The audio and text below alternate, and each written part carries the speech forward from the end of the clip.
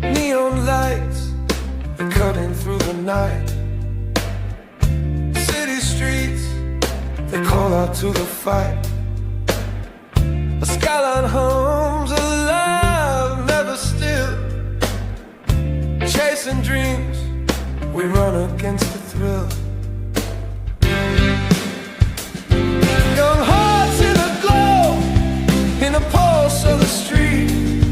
We rise, we fall, where the shadows meet.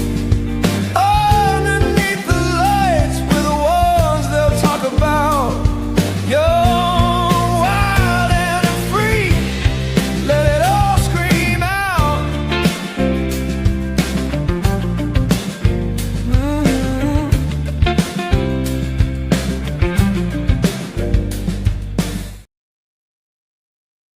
You can go first. You can go first.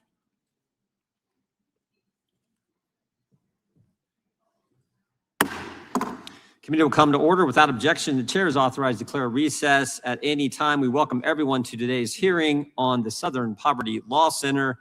The chair now recognizes the gentleman from Texas, Mr. Nels, to lead us all in the pledge. Would you please stand and join us in the Pledge of Allegiance?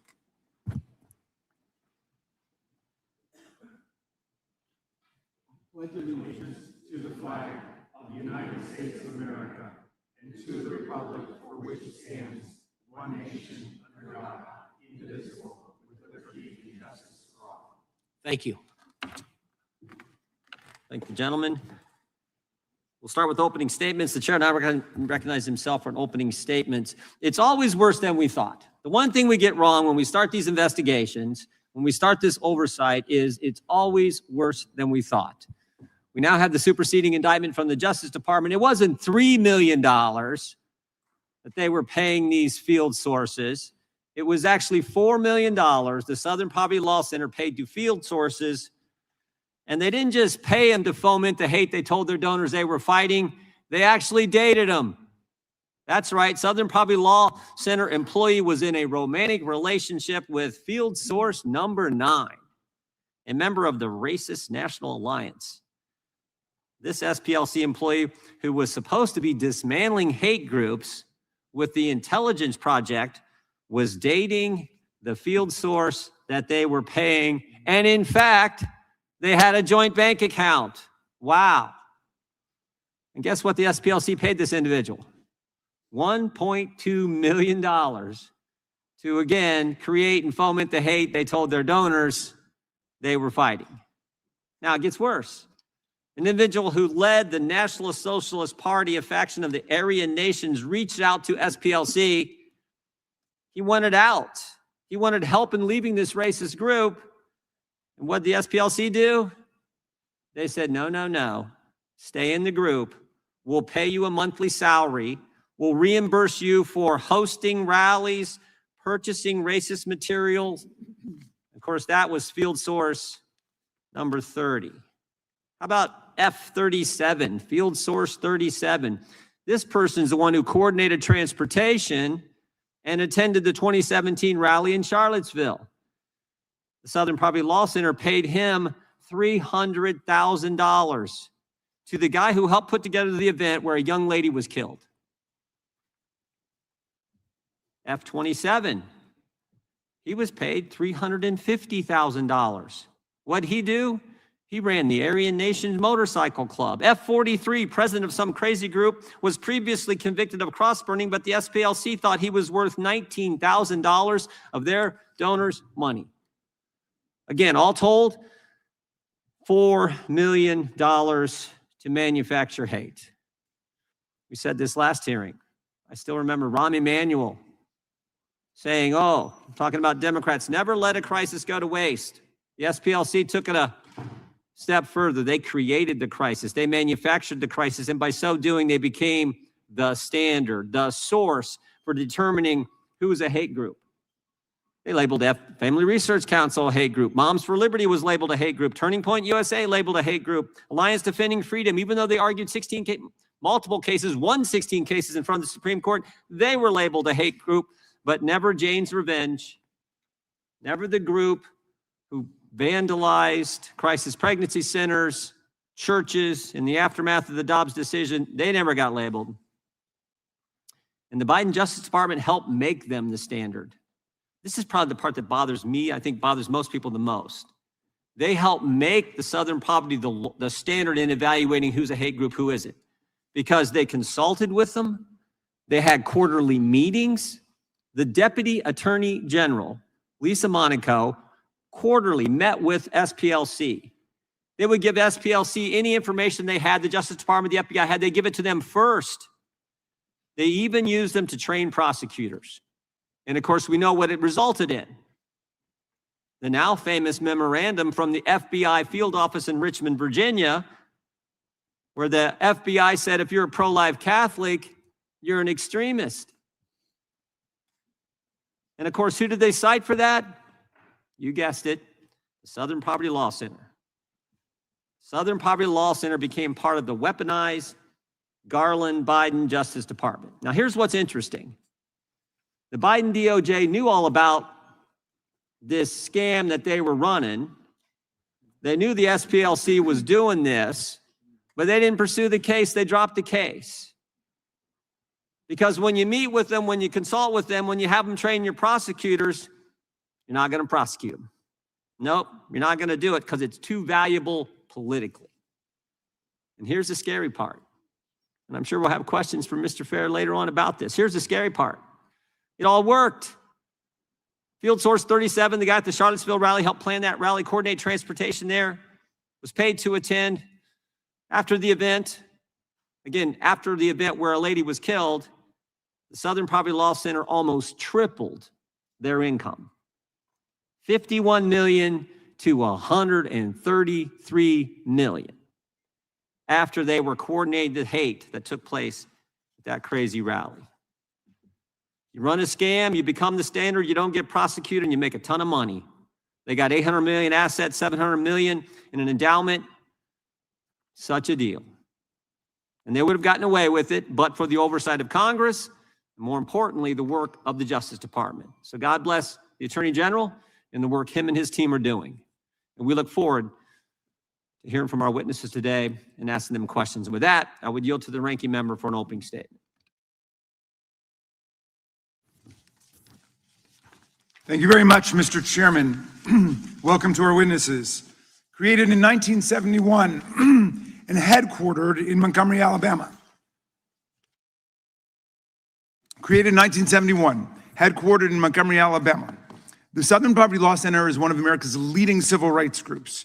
It fights for voting rights throughout the South, economic justice, and criminal justice reform. Like every major civil rights group in our history, it's been subjected to serious white supremacist violence. Its leaders have been threatened and attacked since its founding, and SPLC headquarters were firebombed in 1983 by members of the Ku Klux Klan who were convicted of conspiracy in federal court.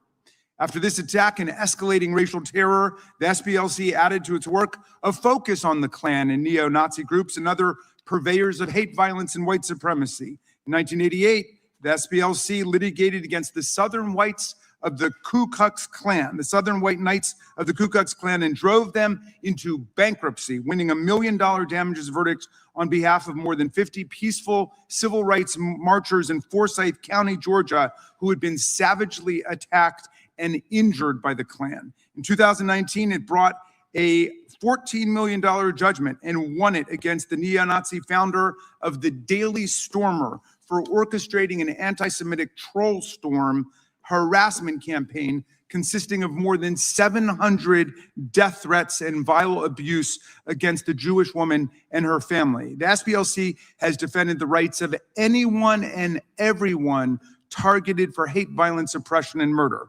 Today, it's under attack by the Trump administration and MAGA.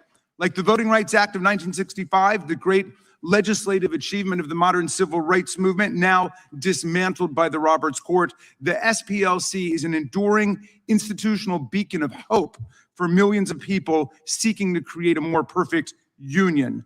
The Trump administration is thus naturally trying to tear it down. I've heard three main arguments for this astonishing crusade. The first is that the age of Racism and white supremacy violence is over in the 21st century. And so the SPLC's work is unnecessary.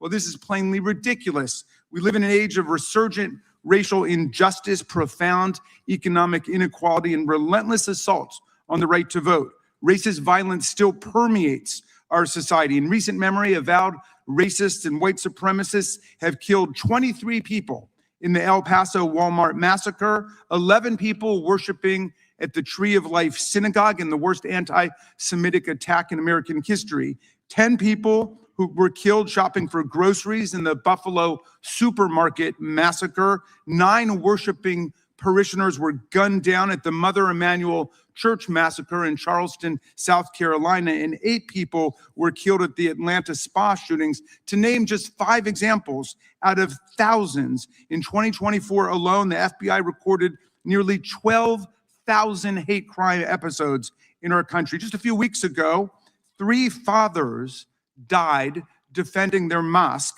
and 140 children at worship services in San Diego against 2 fanatical white supremacist teenagers jacked up on white great replacement theory and far-right neo-Nazi ideology, who took their own lives tragically after the attack. But here's the second argument they use. They say, well, even if there's all this violence that we're engulfed in, the Southern Poverty Law Center itself is responsible for the violence that we see around us. The basis for this outlandish claim is that for decades, at least since the 1990s, the SPLC has infiltrated and investigated the Klan, neo-Nazis, and other groups by paying informants who go undercover. The purpose of these operations is obviously to derail and prevent white supremacist hate crimes and actions, both the kinds of hate crimes and shooting sprees we see all around us, but even more massive terrorist attacks like the Oklahoma City Federal Building bombing, which took the lives of 168 Americans, many of them children, who were in a daycare center when the white nationalists unleashed their terrorism on the people of Oklahoma. In the course of their work to investigate the extreme right, the SPLC has worked closely with the FBI for decades and turned over to the Bureau voluminous information, tips, and leads from their field sources for further investigation, criminal arrest, and prosecution. In 2017, the FBI listed the SPLC as one of its partners on its website, where it remained for 8 or 9 years before this administration. There's nothing new about that work, but now Todd Blanche and the Trump DOJ in Alabama have twisted and corrupted this proud history of cooperation with law enforcement to bring an 11-count criminal indictment against the SPLC, claiming that it was defrauding its own donors. This is amazing, given not only that the SPLC donors and supporters cherish and prize the group precisely for its ability to get information in this way to stop hate crimes, but also incredible because the FBI itself uses the exact same practices for its own investigative work, spending in the neighborhood of not $3 or $4 million on undercover informants, but more than $40 million a year on undercover informants. There's nothing illegal about that. SPLC donors are not claiming fraud. They were proud to support this program. Even the extremist groups themselves understood they were being infiltrated and were constantly looking for the traitors, the spies. Well, my friends, we know what a real fraud looks like. Consider a fraud called Trump University, a scam from top to bottom where 9,000 victims joined 3 different class action lawsuits to complain about the fact that they were cheated out of thousands of dollars for a university that existed in name only, without a real curriculum, without real professors, without an actual campus, or any way to keep their extravagant and seductive promises to their students. The thousands of outraged victims were not silent. They came forward to complain, and they won a $25 million settlement against Donald Trump and the purveyors of this fraud. One former instructor at Trump University said it, quote, preyed upon the elderly and uneducated to separate them from their money. Another former instructor said the institution was, quote, a total lie. That's what real fraud looks like. What have SPLC's donors done in light of this criminal indictment?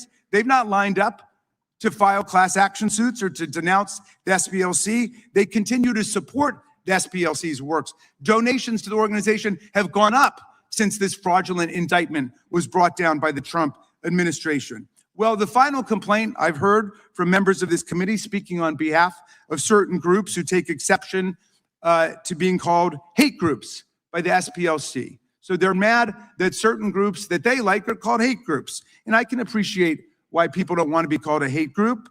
I don't like a lot of things that are said about me and the groups that I like. Stephen Miller said, the Democrat Party is not a political party, it's a domestic extremist organization.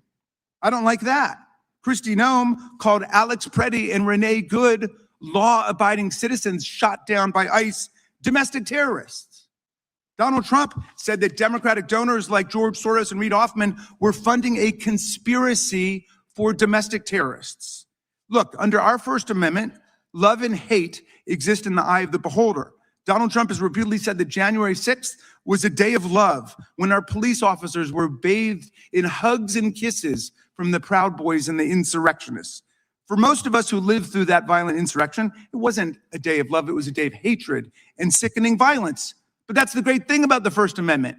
It's up to you. You can say whatever you want. If you don't like the fact that someone's called you a hate group, then you get up and then you rebut them. You denounce them. I've heard Chairman Jordan say it a dozen times in our hearings, and I agree with him. The proper response to speech you don't like is counter speech, not government prosecution, not government censorship.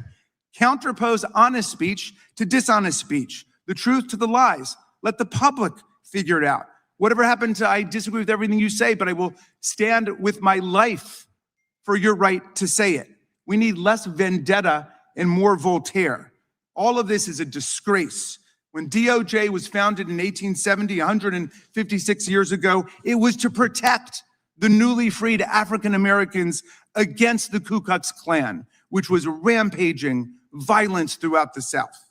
Todd Blanche has capsized DOJ's commitment to the rights of all and disgraced the department. He has directed DOJ to savage the SPLC while he does everything in his power with the president to aid and abet the right-wing extremists who commit acts of violence against racial minorities. Just 2 weeks after becoming acting AG, he moved to vacate the criminal convictions of the leaders of the Proud Boys and Oath Keepers for seditious conspiracy.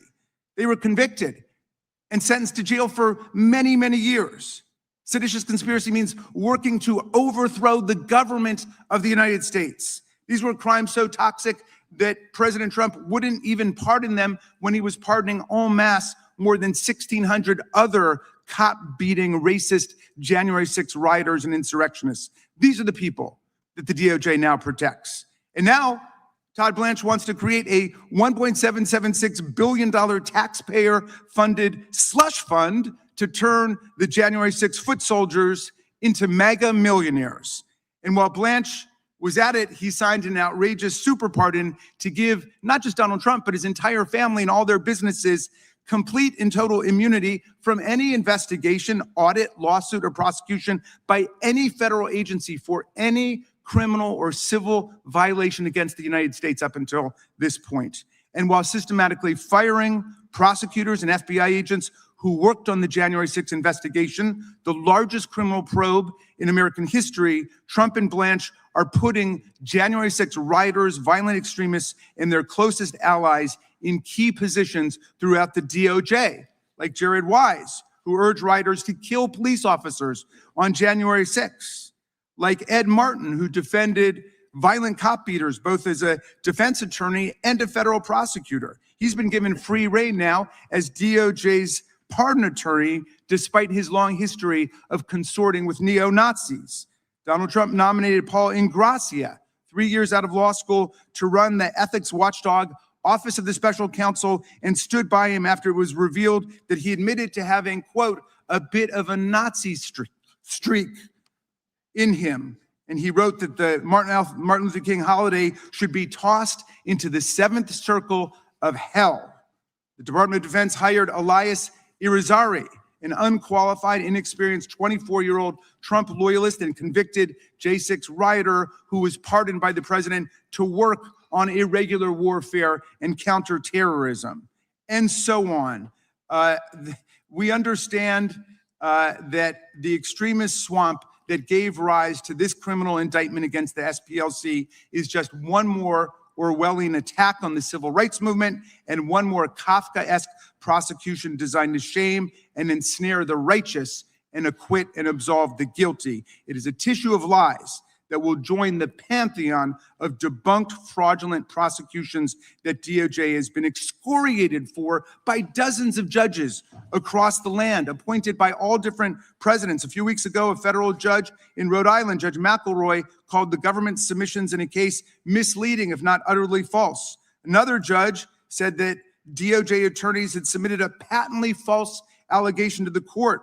Another judge rejected administration officials' testimony as disingenuous, squalid, and dishonorable. And another court found the administration had provided a highly misleading, if not intentionally false, sworn declaration so disingenuous that the court is left with little confidence that the United States can be trusted to tell the truth about anything. I predict it will not be long before another federal judge casts this obscene prosecution to the winds. I'm only sorry the great name of the House Judiciary Committee has now been made an accomplice to this fraud against the court and the country. I yield back to you, Mr. Chairman. Gentleman yields back. I don't think we're part of the fraud. I think the Southern Poverty Law Center was defrauding their donors. Without objection, all other opening statements will be included in the record.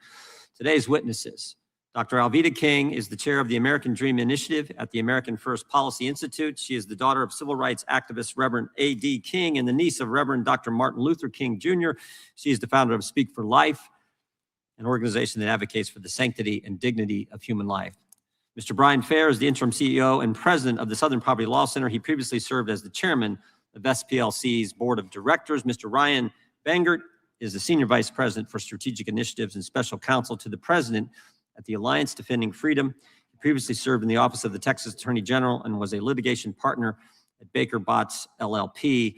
And Professor Mary McCord is a visiting professor of law at the Georgetown University Law Center. She previously served in numerous roles in the Department of Justice. We welcome our witnesses and thank them for appearing today. We'll begin by swearing you in. You know how this works. Would you please rise and raise your right hand? Do you swear or affirm under penalty of perjury that the testimony you're about to give is true and correct to the best of your knowledge, information, and belief, so help you God? The records show that the witnesses have answered in the affirmative. Thank you. Please be seated. Please know that your written testimony will be entered into the record in its entirety. Accordingly, we ask that you summarize your testimony in 5 minutes. We're just going to start with Mr. Fair, and we're going to go right down the line. So, Mr. Fair, you are recognized for 5 minutes. Good morning, Chairman Jordan, Ranking Member Raskin, members of the committee. Last July, I took on a one-year leave from teaching to become the interim head of the Southern Poverty Law Center. So my testimony today will be one of my last official acts in this role. It has been one of the greatest honors of my life to work alongside the talented, dedicated, and principled SPLC staff. For 55 years, with the support of generous donors who appreciate our work, the SPLC has fought racial terror, white supremacy, and other forms of discrimination and hate, seeking to build and defend a multiracial democracy where we can all live and thrive. That was the goal of the civil rights movement, and it is our mission. We are known for exposing and dismantling extremist hate groups. We took on the United Klans of America, whose hateful violence killed 4 little girls in the 16th Street Baptist Church bombing, and we sued them out of existence. In the decades since, hate has continued, but so have our efforts to expose it through litigation, policy, research, and education. We fight for the underdog, the poor, the unhoused, the hungry, the incarcerated, the disenfranchised, the immigrant, the outcast, the vilified. Many groups, and some in this room, have misrepresented our work, including our confidential informant program, repeating various false allegations. Some say we've lost our way. That's false. We've never lost our North Star, a fair and just society for every person. All our programs advance that mission. Our work saves lives. but it comes at a price.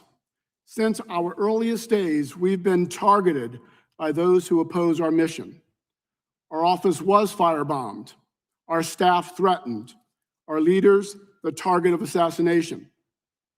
We know political violence. We unequivocally condemn it.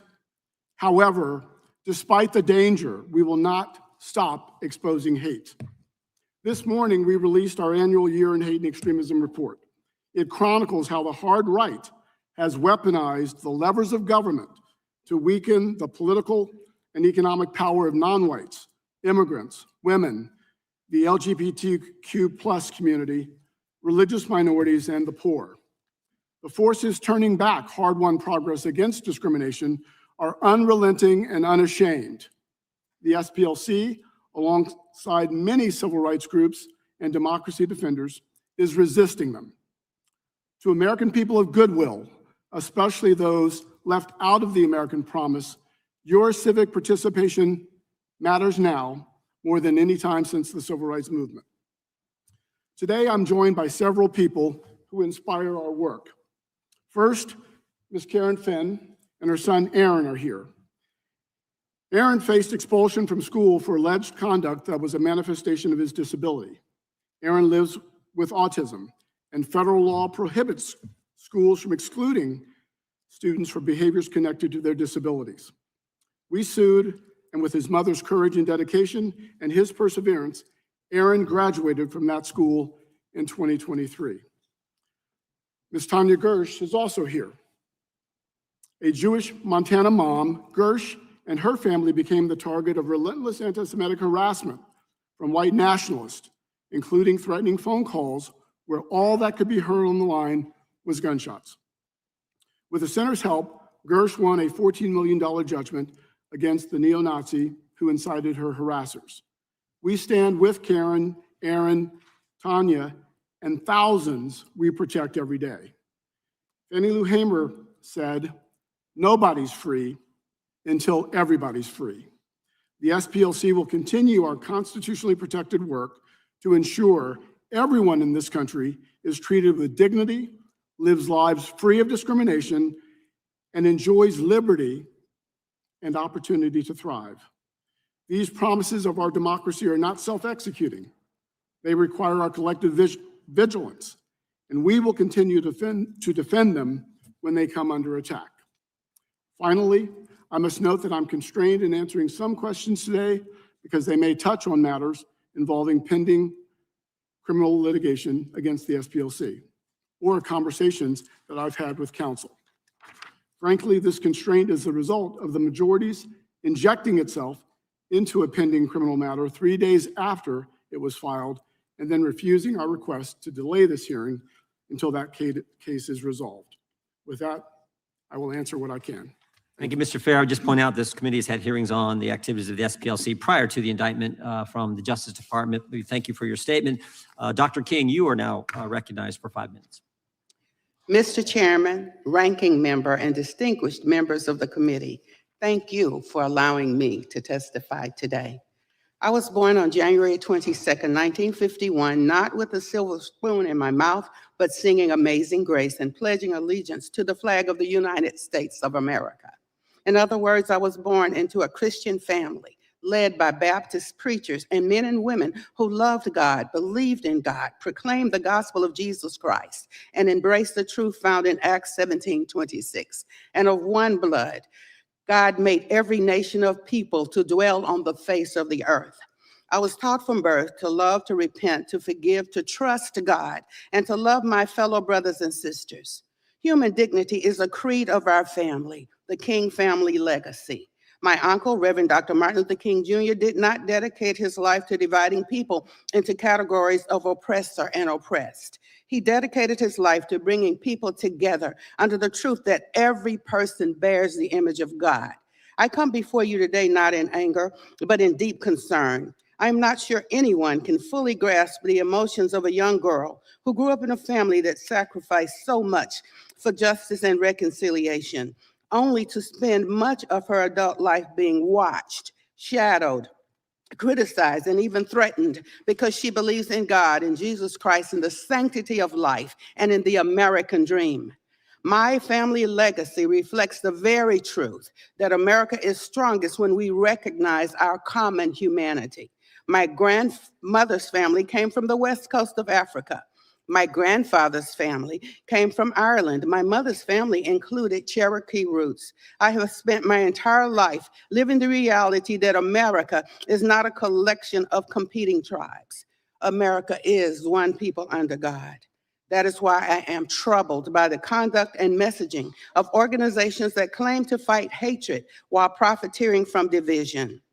Recent allegations reportedly contained in a federal superseding indictment raised serious questions about the Southern Poverty Law Center's activities. Individuals associated with organizations the SPLC itself labeled as extremists or hate groups allegedly received substantial payments over many years. The indictment shares of payments totaling hundreds of thousands and in some cases more than $1 million to sources connected to white supremacist, neo-Nazi, and Ku Klux Klan organizations. Those allegations deserve careful examination. They reveal a troubling contradiction. Americans who faithfully donate their hard-earned money, many of them senior citizens like me, who sincerely want to combat racism and hatred, deserve transparency and accountability about how those funds are being used.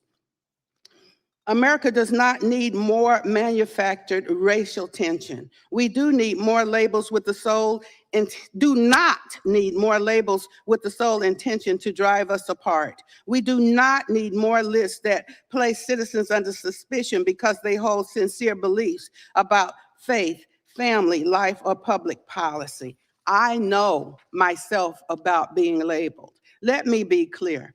I reject racism. I reject hatred. I reject white supremacy. I reject any ideology that seeks to elevate one group of people above another. But I also reject the notion that Americans who hold traditional Christian beliefs should be treated as threats or terrorists simply because we disagree with a prevailing political thought. Today, I still have a dream. I dream that one day we will move beyond Black power and white power and embrace God's power and human dignity. I dream that Americans will one day see each other not as enemies, but as neighbors. I dream that we will hear each other, see each other, and recognize that every human life has value from the womb to the tomb and beyond. We are, as scripture teaches, as science testified, one blood, one human race. And if we remember that truth, we can build a future worthy of the sacrifices made by those who came before us. We must speak out for truth and against the forces that would manufacture hate, fear, division, and violence simply to line their pockets and further their political ambitions. Thank you. God bless America, and I look forward to your questions. Thank you so much. God bless you. Thank you. God bless you. Well done. Mr. Banger, you're recognized for 5 minutes. Thank you, Chairman Jordan, Ranking Member Raskin, and members of the committee for the opportunity to testify before you today. Over 50 years ago, the SPLC was founded to fight the scourge of racism, but the SPLC has drifted from that founding purpose. The indictment alleges that the SPLC deceived donors into funding the racist groups it claimed to fight.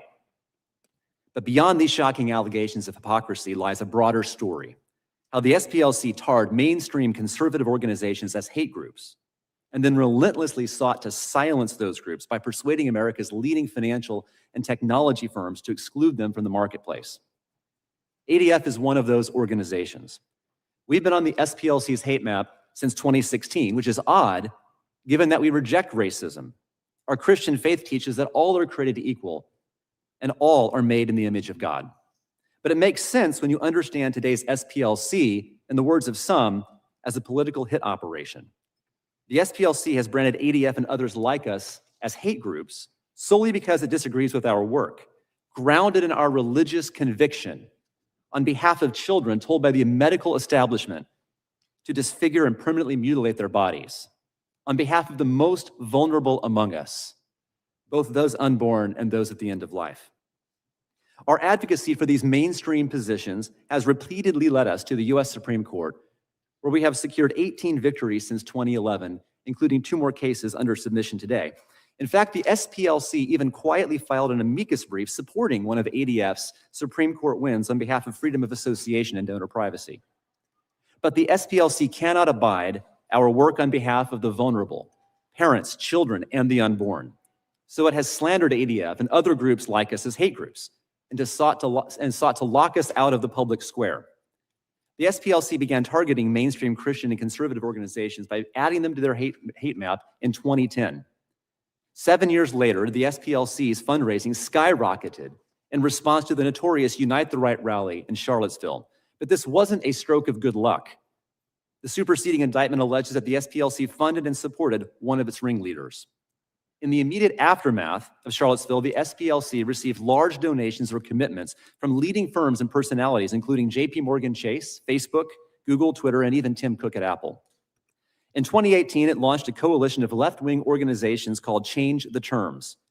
They understood that you don't have to win a debate with your opponents if they're invisible. So the coalition targeted critical banking, payment processing, donor advisory, technology, and digital communications infrastructure.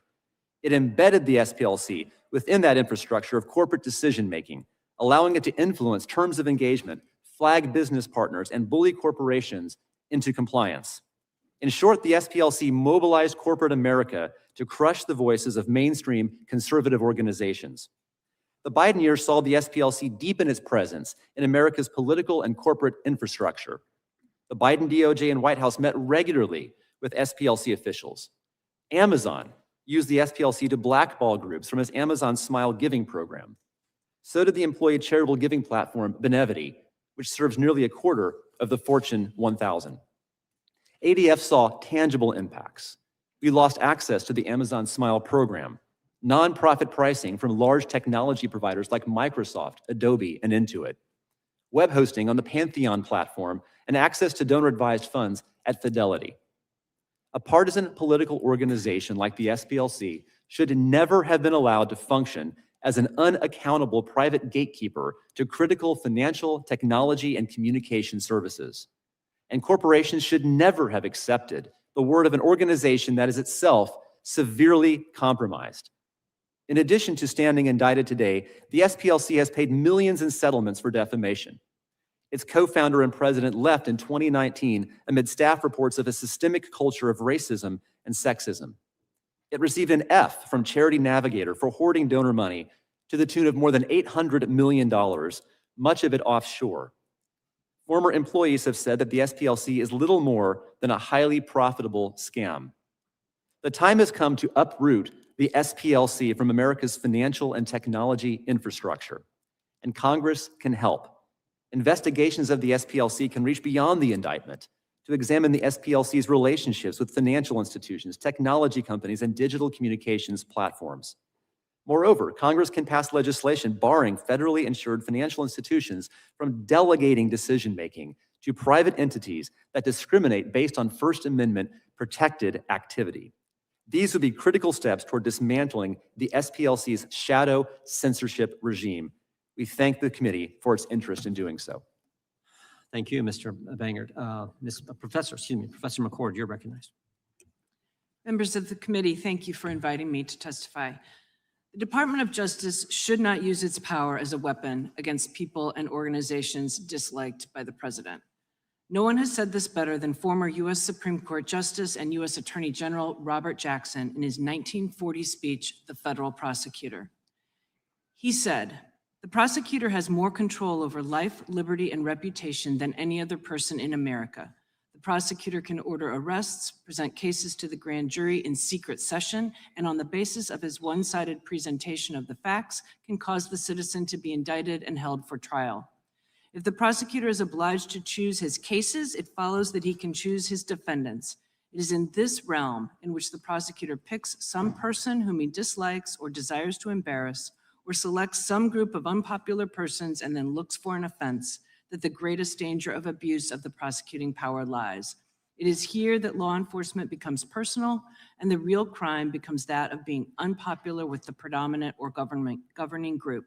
being attached to the wrong political views, or being personally obnoxious to or in the way of the prosecutor himself. What Justice Jackson warned about has come to pass. The DOJ has initiated fraud investigations against political enemies such as New York Attorney General Letitia James, Federal Reserve Board member Lisa Cook, and former Chair Jerome Powell, and Senator Adam Schiff.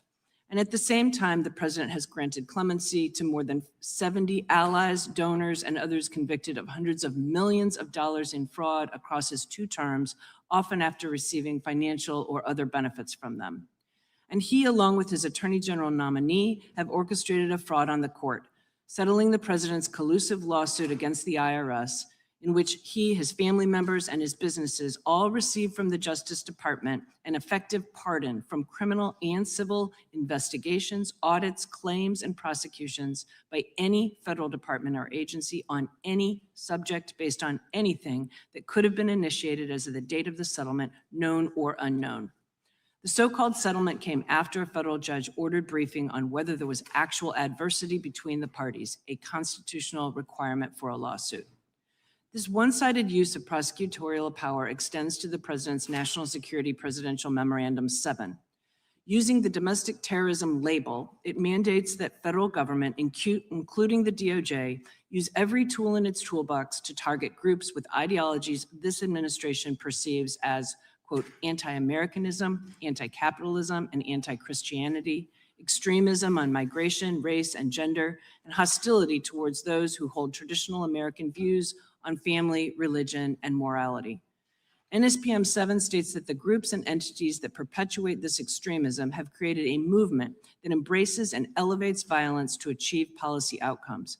It relies for support on the murder of Charlie Kirk, assassination attempts against the president and Justice Brett Kavanaugh, and the so-called riots in protest of ICE activity. And although murders and threats of violence are reprehensible and illegal, the examples do not justify the stark lack of parity in NSPM 7's treatment of supposedly dangerous ideologies. There is no mention in NSPM 7 of the politically motivated murders of Minnesota Democratic legislator Melissa Hortman and her husband, or the mass shootings committed in Buffalo, New York, El Paso, Texas, and Pittsburgh, Pennsylvania by white supremacists who justified their violence based on the Great Replacement theory. The one-sided memorandum not only lacks legitimacy, it raises the stakes for organizations that hold views the administration dislikes. It has the strong potential to lead to the discriminatory targeting of organizations based on the exercise of First Amendment rights. Within months of then Attorney General Pam Bondi's December 2025 memo reminding prosecutors of the many federal criminal provisions that might be used in implementing NSPM 7, the SPLC was indicted. SPLC has for decades spoken out against racial violence, sued to protect civil rights and dismantle hate groups, and worked cooperatively with law enforcement. Commenting on the charges, the president called SPLC one of the greatest political scams in American history. I'm not here to discuss the substance of the charges against SPLC, which is being ably defended in court, but the targeting of the organization harkens the very danger Justice Jackson warned about, that law enforcement becomes personal and the real crime becomes that of being unpopular with the predominant or governing group, being attached to the wrong political views, or being personally obnoxious to or in the way of the prosecutor himself. Thank you. Thank you, Professor. We will now move to 5-minute questions. The chair recognizes the gentleman from California, Mr. Rice. Thank you, Mr. Chairman. And Professor McCord, I congratulate you on your ad hominem attacks on the president, and you're deflecting any part of answers as to the nature of this hearing. Your absence of that shows a great deal about how you have no answers for our questions, but you have answers for your own party persuasion. Mr. Bangert, I apologize in advance. I'm going to focus a little bit over here, but it's not because your organization hasn't been the subject of the attacks by Mr. Fair's organization for what is now a decade and a half. Dr. King, I'll start with you. You wear a cross here today. You spoke of God and Jesus Christ, your deep faith, and the conviction that comes with that faith as to how a just government and a people should act. Is that a fair statement of who you are? The statement of who I am is just a 75-year-old woman who has experienced so much.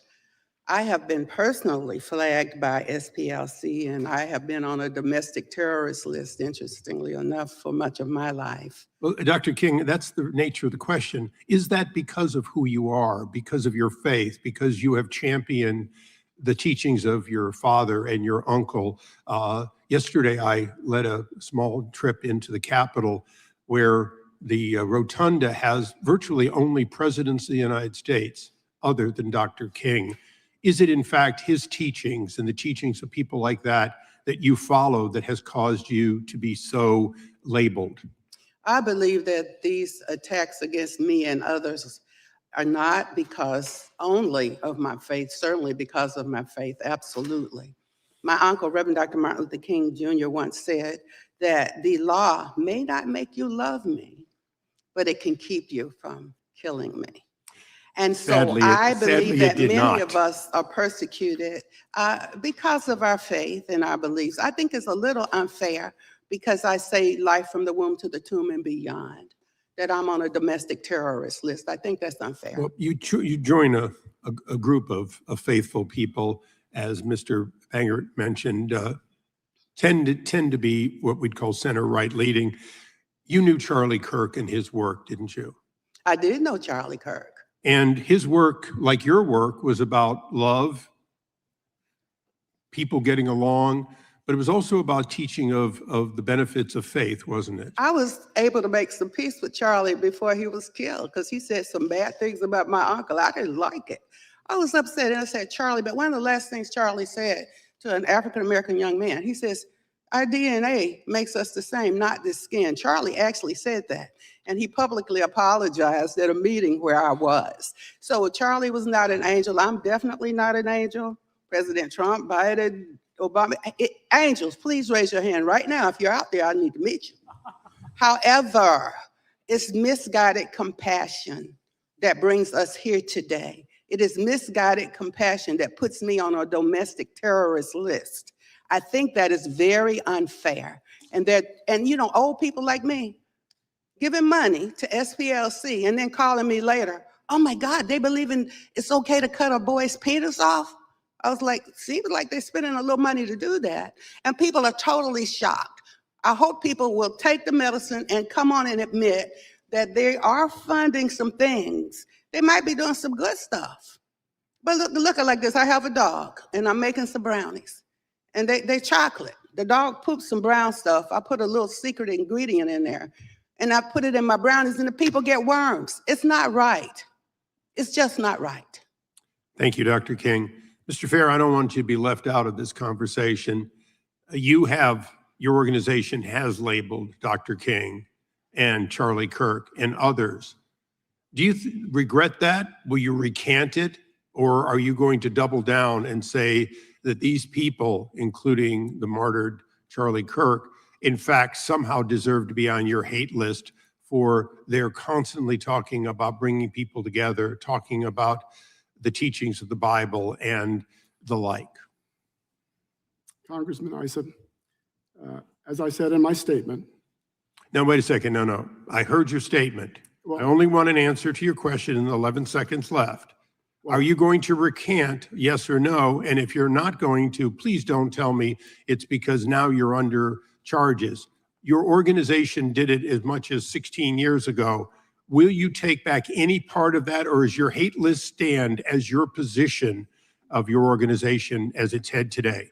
the SPLC will continue to expose hate and extremism. Okay, we'll take that as the list stands. Mr. Chairman, I'd ask unanimous consent. Gentleman's time has expired, but you can do a unanimous consent. Thank you. That a submission from the Heartbeat International for today's hearing be placed in the record. Objection. That a message, particularly from, it's entitled "The Truth About the SPLC," from the Family Research Council be placed in the record. Objection. And lastly, Mr. Chairman, for this hearing too, a statement from the Executive Director's Office of the Center for Immigration Studies be placed in the record. Without objection. Thank you. I yield back. Gentleman yields back. Chair now recognizes the gentleman from Maryland. Thank you kindly, Mr. Chairman.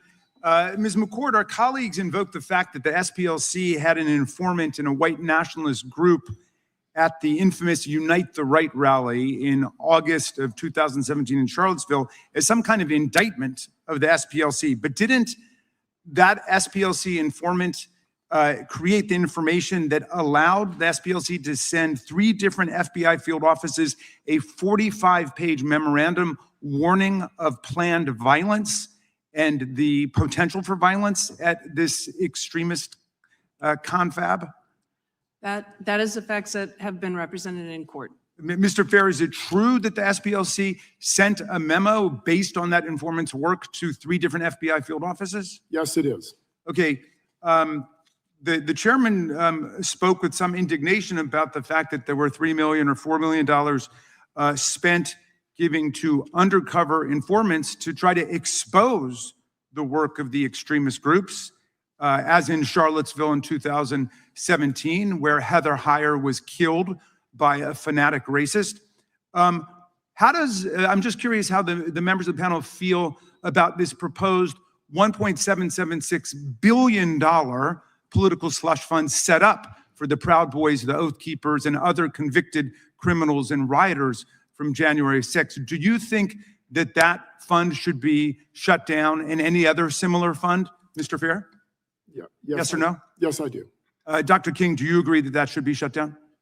I will not speak on whether that particular fund should be Or shut any down. such fund? I think some of these slush funds that SPLC is using. Okay, but my question is about the one proposed by Todd Blanche. It's a yes or no? I will not answer on it. Okay. I think Mr. they Banger, need to stop do you killing think- the babies and cutting the penises off. And so any slush Okay, fund is I have limited time. We can get- money in that is the problem. Mr. Banger, do you believe that the $1.776 billion political slush fund should be shut down and any similar fund? I think that's a question for Congress to answer. Okay, and Professor McCord, what do you think? Should that political slush fund be shut down? Yes, it should. And any similar slush fund? Yes, it should. Okay.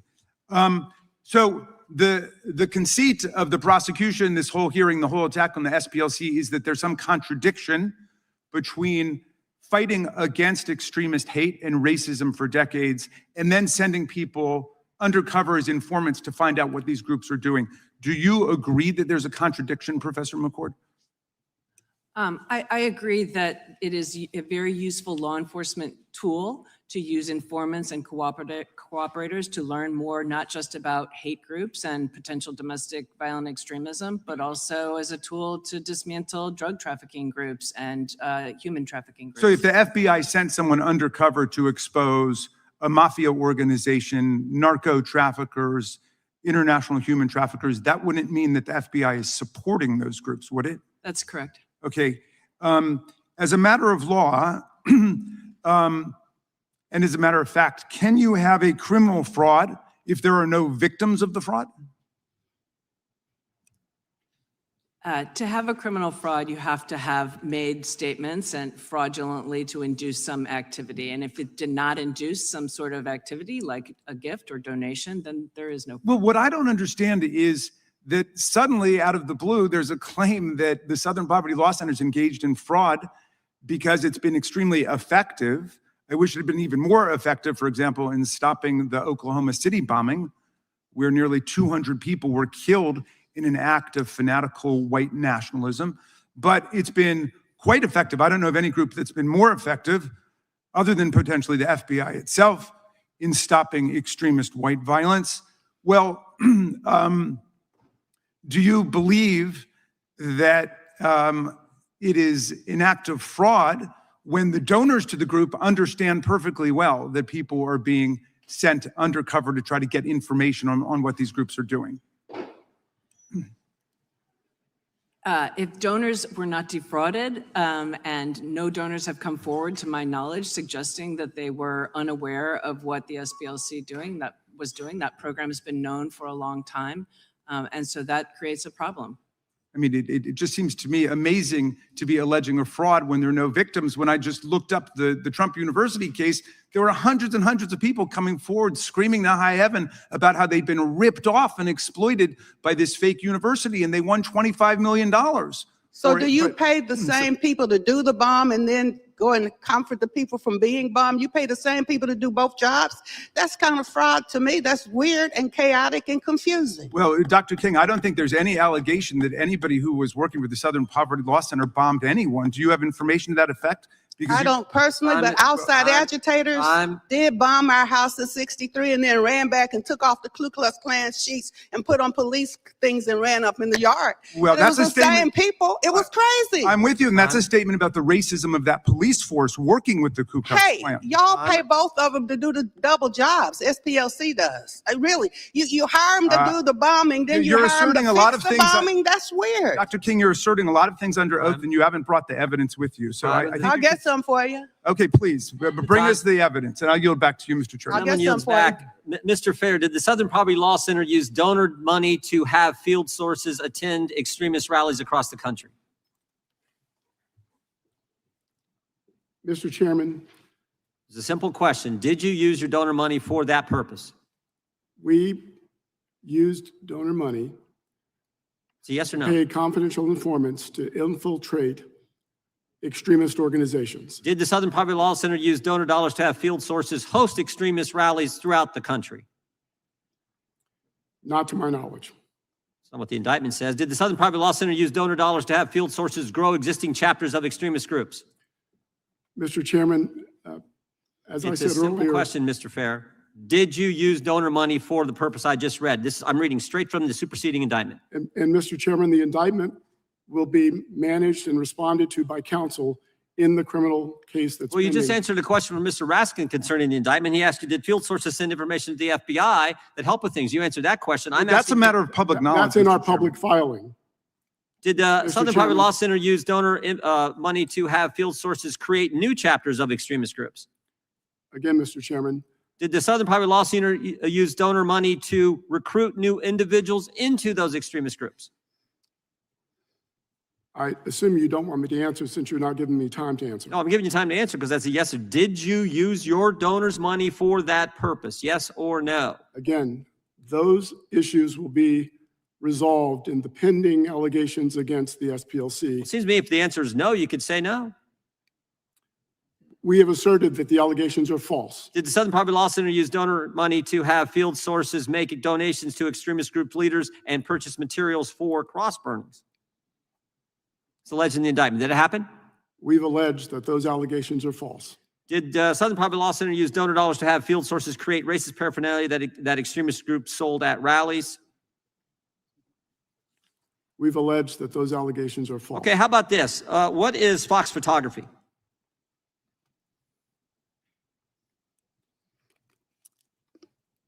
Mr. Chairman, what I've learned about Fox photography, I've learned from counsel in conversations with counsel, How about Northwest Technologies? and they're covered by the attorney-client privilege.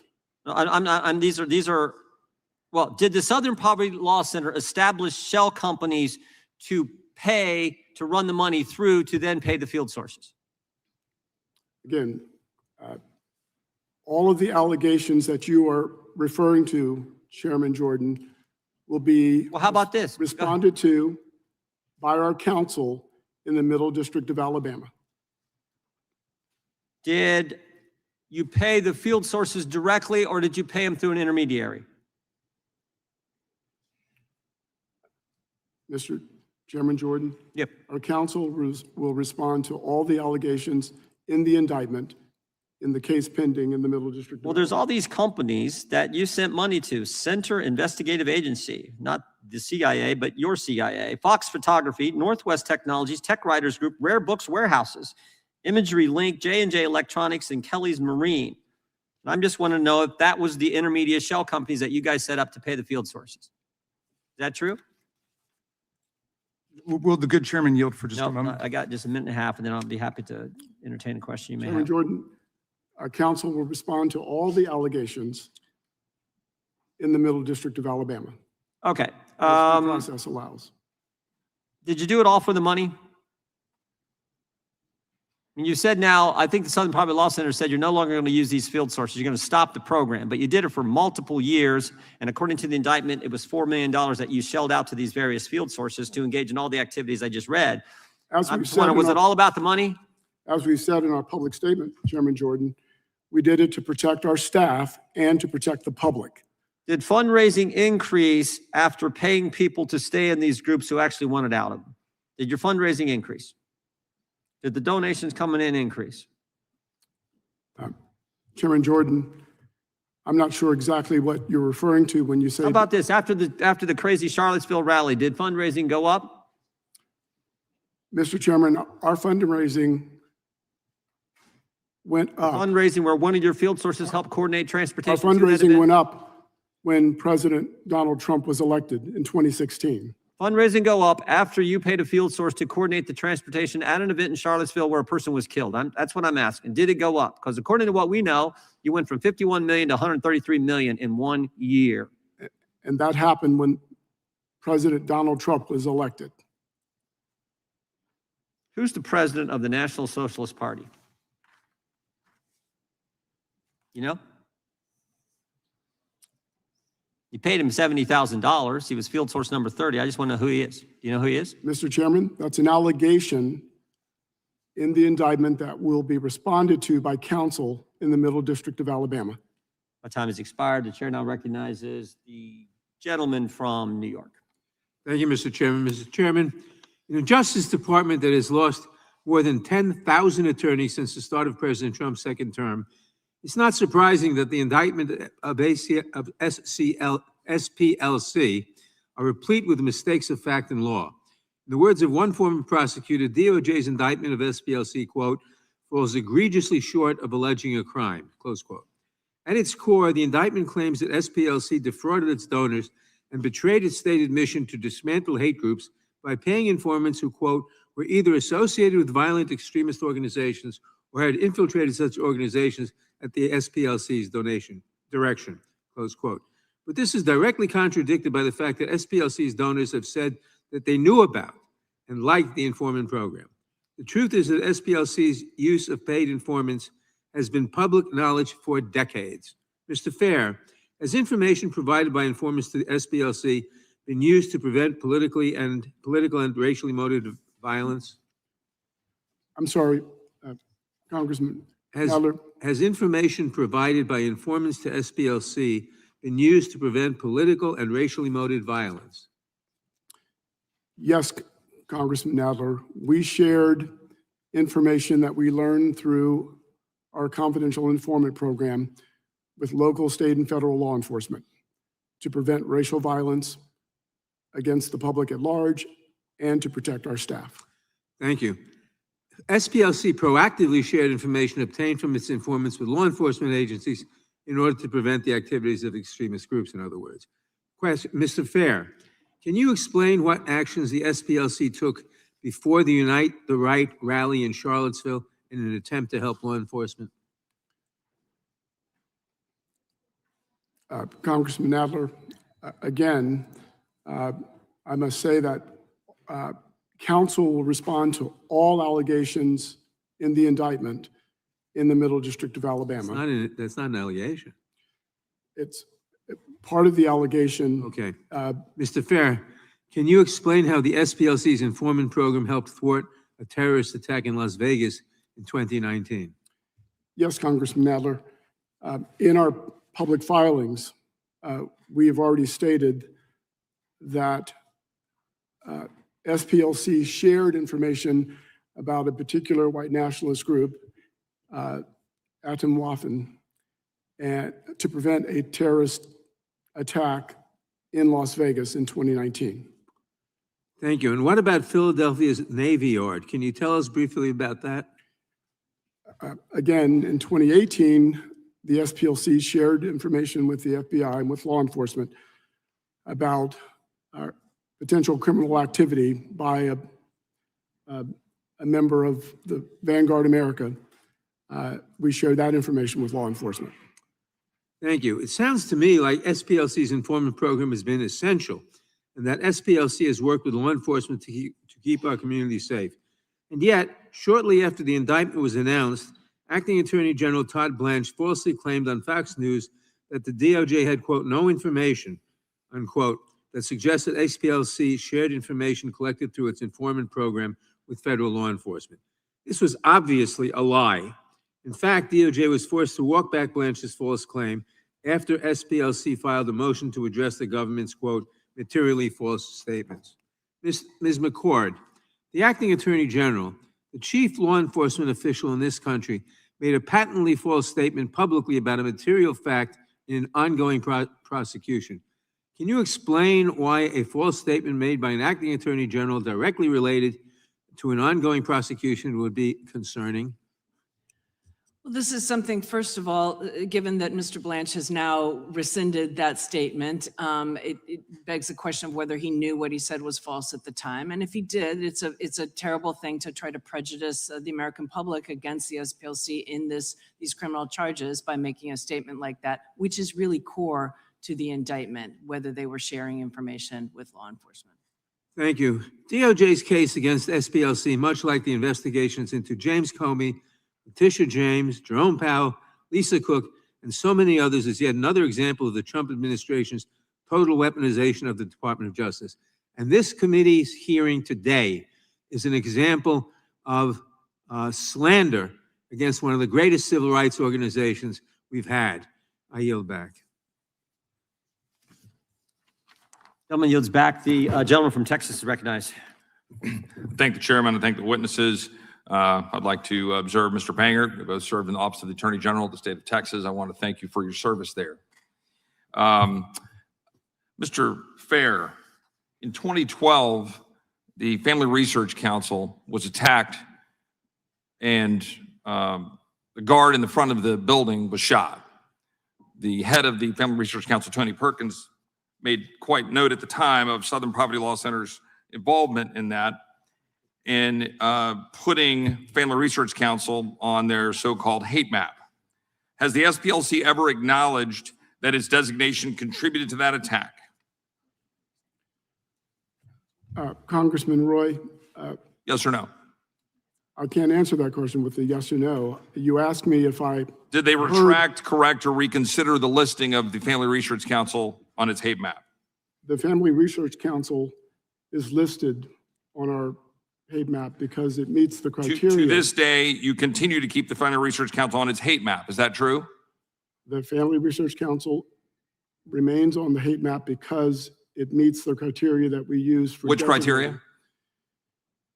The Family Research Council is an anti-LGBTQ. Okay, so on your website, you used to have language on there defending your position on the Family Research Council, and you had language saying that other groups, like Focus on the Family, are not included, and you use that as your defense. Well, that language is now gone, and Focus on the Family is now noted as a hate group. Mr. Roy. Can you explain that? Congressman Roy, we take no pleasure in listing any group, and we wish the list was empty. But we have the constitutional right to express our opinion. How many leftist anti-Jewish groups do you have listed on your website? Name them. Anyone listening to this can go to our website and see our year in hate and extremism report was released this morning. How many extremist Islamic groups do you have of the 1,500 or so organizations you have on your hate map? Again, anyone can go to our website. My office has been looking over it and we can't really find one. Again, it is the SPLC's. You think right. SPLC could provide us a list of the Islamic-oriented groups that you have on your hate map? Mr. Roy, we don't target any group because of its religion. Really? I want to be clear about that. Really? Yes, that's exactly right. We target no group because of its religion. We target groups because they express statements and engage in activities that demean and vilify. So you brought up LGBTQ groups a second ago. Roy. So you brought up LGBT groups a minute ago. So you think there's a bunch of Islamic groups that are pro-LGBTQ? Is that the position of the SPLC? I just want to make sure the record is reflecting that. Mr. Roy, as I said, we target no group or label no group because of its religion. We target groups and label groups because of what they say about others. And we have a constitutional right to do that. and we will continue to do that. How long did it take for you to criticize the attacks on October 7th?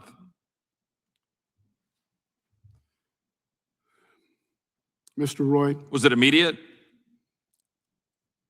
we were clear and loud about our criticism of the Hamas attack on Israel on October 7th. My research shows that it took you at least 3 weeks to finally say anything, and then you attacked and criticized Israel.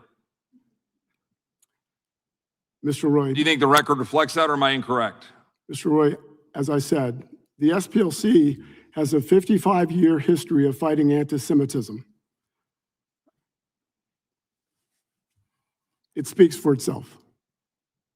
And yet the response to the targeting the Family Research Council was to defend yourself for having focused on the family, and then you immediately, and you pulled down from the website that defense. It was your only defense. Well, first, Mr. Roy, speakers in the United States don't need to defend their speech. We have free speech.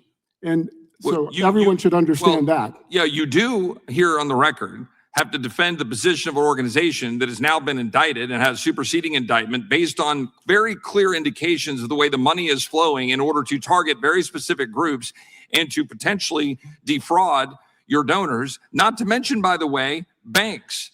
If I had a little more time, I'd like to have a little bit more conversation about debanking and your engagement with banking. But the last question I'll ask you is, with respect to Charlie Kirk, have you all taken any position since Charlie Kirk Mr. Roy, we unequivocally condemned the murder of Charlie Kirk. What about the listing of Charlie Kirk?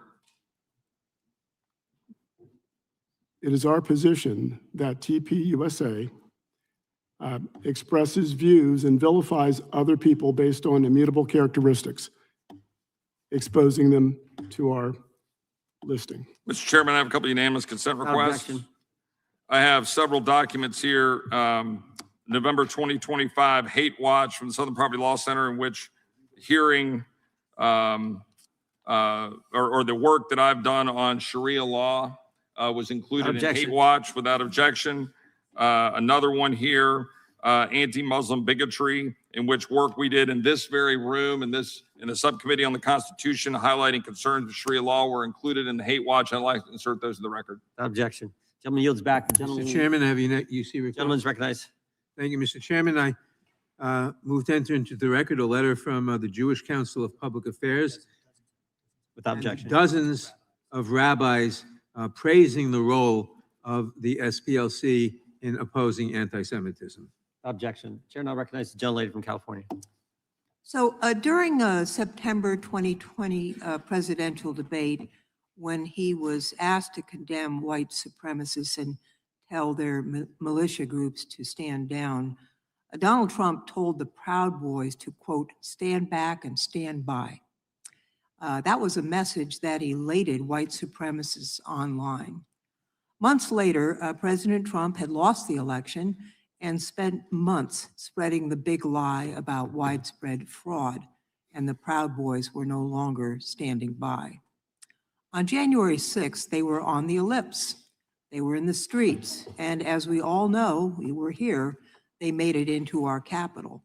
As a member of the January 6th Select Committee, I saw firsthand how organized extremist groups help transform political grievances into coordinated action, hate, and then violence. Before January 6th, the Southern Poverty Law Center spent years warning about organizations like the Proud Boys, the Oath Keepers, and other extremist movements. Professor McCord, can you explain what SPLC must have seen in those groups that caused them to raise concerns about them long before their attack on the Capitol?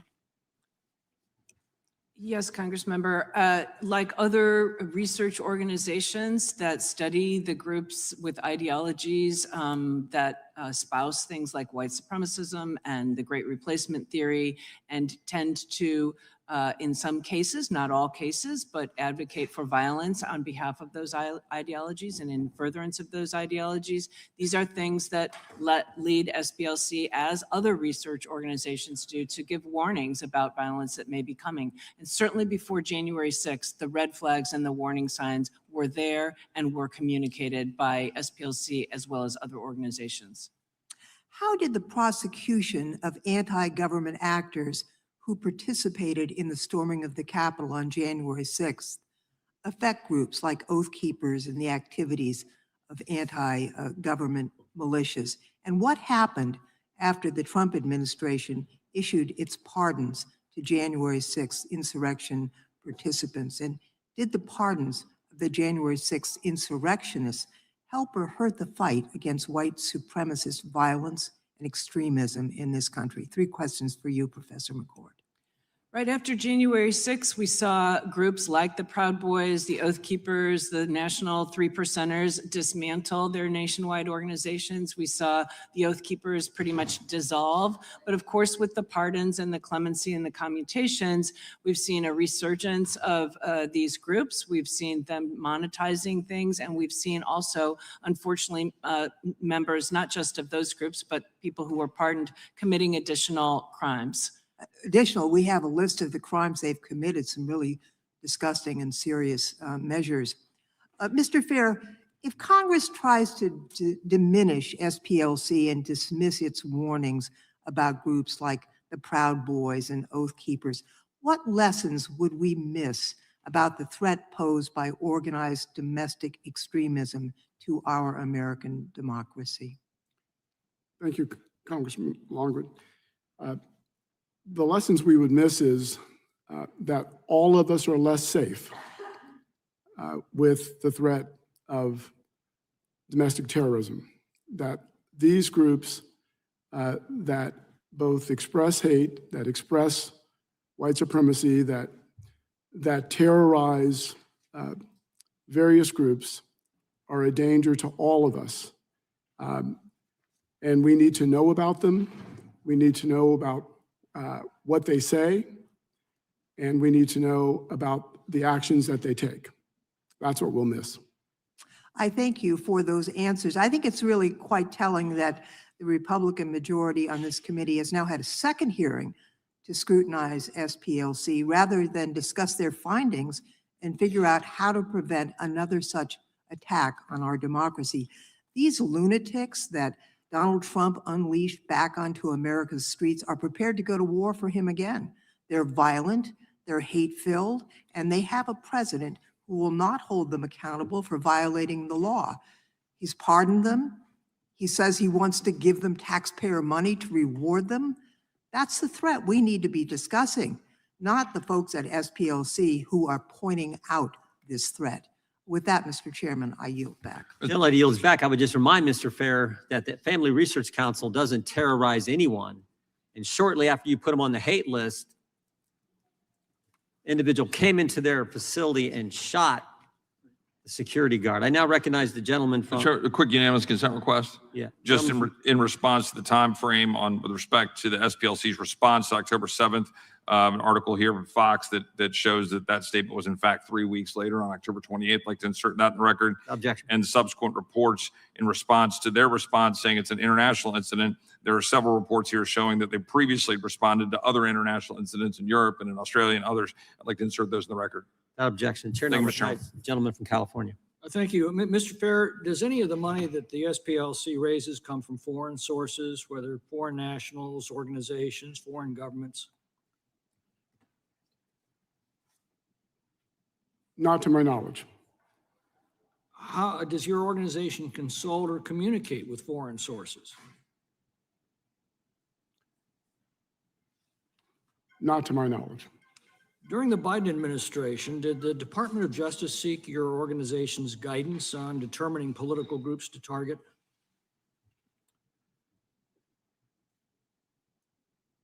The SPLC, over its 55-year history, has met with members of every administration So since the its answer is founding. yes? No, we've met with every administration since our founding. Did the Department of Justice seek your guidance on organizations or individuals to target for investigation? The SPLC identifies groups based on the criteria that we've set out. One is, So the answer is yes? no, the answer is not yes. Maybe I don't understand your So the answer question. under oath is no. Did we, I'm sorry, I'm not sure that I'm following your question. Let me try again. During the Biden administration, did the Department of Justice seek your organization's guidance on determining political groups to target? Not to my knowledge. We're told an investigation into your organization's activities was initiated by the Biden administration, but then mysteriously dropped. Did SPLC have any discussions with Biden administration officials about this investigation? Mr. McClintock, Congressman McClintock, it's my understanding that the initial investigation was opened during the Trump administration. It continued into the Biden administration. And Did SPLC have any discussions with the Biden administration regarding that investigation? not to my knowledge. Did SPLC suggest political groups like Turning Point USA, traditional Catholic groups, Family Research Council for investigation by the Department of Justice? Congressman McClintock, again, as I said, we identify groups based on the statements that they make, the activities that they engage in. Did you- Those are the criteria that we use, and we do it. Did you suggest that these groups be investigated by the Department of Justice? Not to my knowledge. And you had no conversations with Justice Department officials regarding these matters? Which matters? The targeting of Turning Point USA, Catholic groups, Family Research Council, By, for investigation by the Department of Justice? not to my knowledge. All right. Did the SPLC arrange for the break-in and theft of documents from an extremist group? Congressman McClintock, I believe that is an allegation in the indictment that will be discussed and responded to in the Middle District of Alabama in the criminal case pending. Well, it's my understanding the charges are wire fraud, bank fraud, false statements, and conspiracy to commit money laundering. How does that deal with the break-in? All of the allegations in the indictment involving the confidential informant program are connected to the wire fraud, the bank fraud, and the conspiracy claims. You said that your activities are constitutionally protected. Does the SPLC assert the right to file false statements with banks as a constitutionally protected right? The SPLC has not filed false statements or false claims. I didn't ask that. You said these are constitutionally protected. Is that a constitutionally protected? When I was speaking to Congressman Roy, I was speaking about our right to express our opinions about the various groups that we identify on our list. That is a constitutionally protected First Amendment right. You're asking something else, I believe, and my response is that all of the allegations that are raised in the indictment will be responded to in the Middle District of Alabama in our filings and pleadings. Okay, well, explain to me the reasoning behind targeting groups like Turning Point USA, the Family Research Council, traditional Catholic groups as hate groups, but not groups like Antifa, Jane's Revenge, Youth Liberation Front.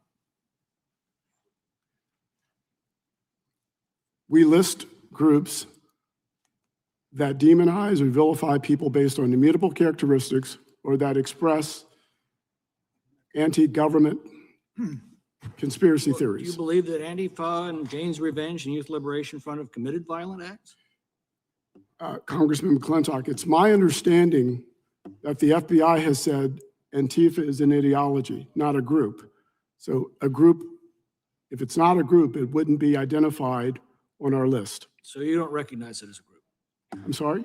You don't recognize it as a group? Mr. Chairman, the time's up here. Time of the gentleman has expired. For unanimous consent. Thank you, Mr. Chairman. I ask unanimous consent to introduce the SPLC's hate map, which lists a half a dozen different chapters of the Nation of Islam as anti-Semitic hate groups. Without objection, the chair now recognizes, and I should have mentioned this earlier, I apologize. If you need a break, just let us know. We'll be happy to give you a break. You understand? Because it's going to, as you know, going to go on for a while here. And I think it's the gentleman from Tennessee, Mr. Cohen. Thank you, Mr. Chair.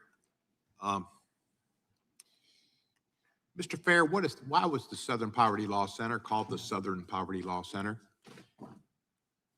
We were founded to defend the poor, to assist the poor, to resist racial terror against poor people across the South. So anti-poverty work has been in our DNA. We continue to do work on behalf of the unhoused, the hungry, the poor.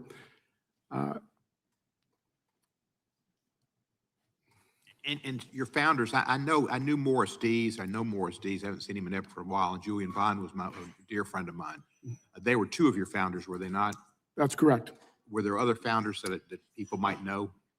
The three founders, Morris Dees and Joe Levin, came together and named Julian Bond the first president. Pretty good crew. Outstanding crew. Yeah, they all should have gotten presidential medals. I tried to get Julian one, but for some reason, two of our presidents failed. Why, I do not know. So the Southern Poverty Law Center was not formed to go after international discrimination and hate. There's plenty of hate in the South.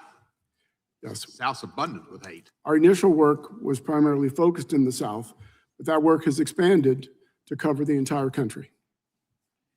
I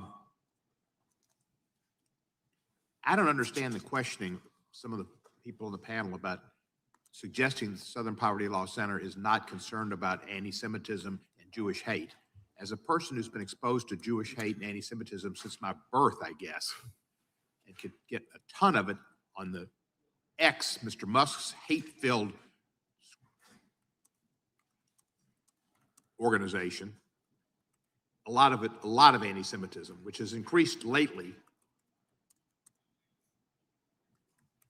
Why would they be asking such questions? You go after anti-Semitism, do you not? Absolutely. We've, as I said in my early response, for 55 years, we've been resisting anti-Semitism.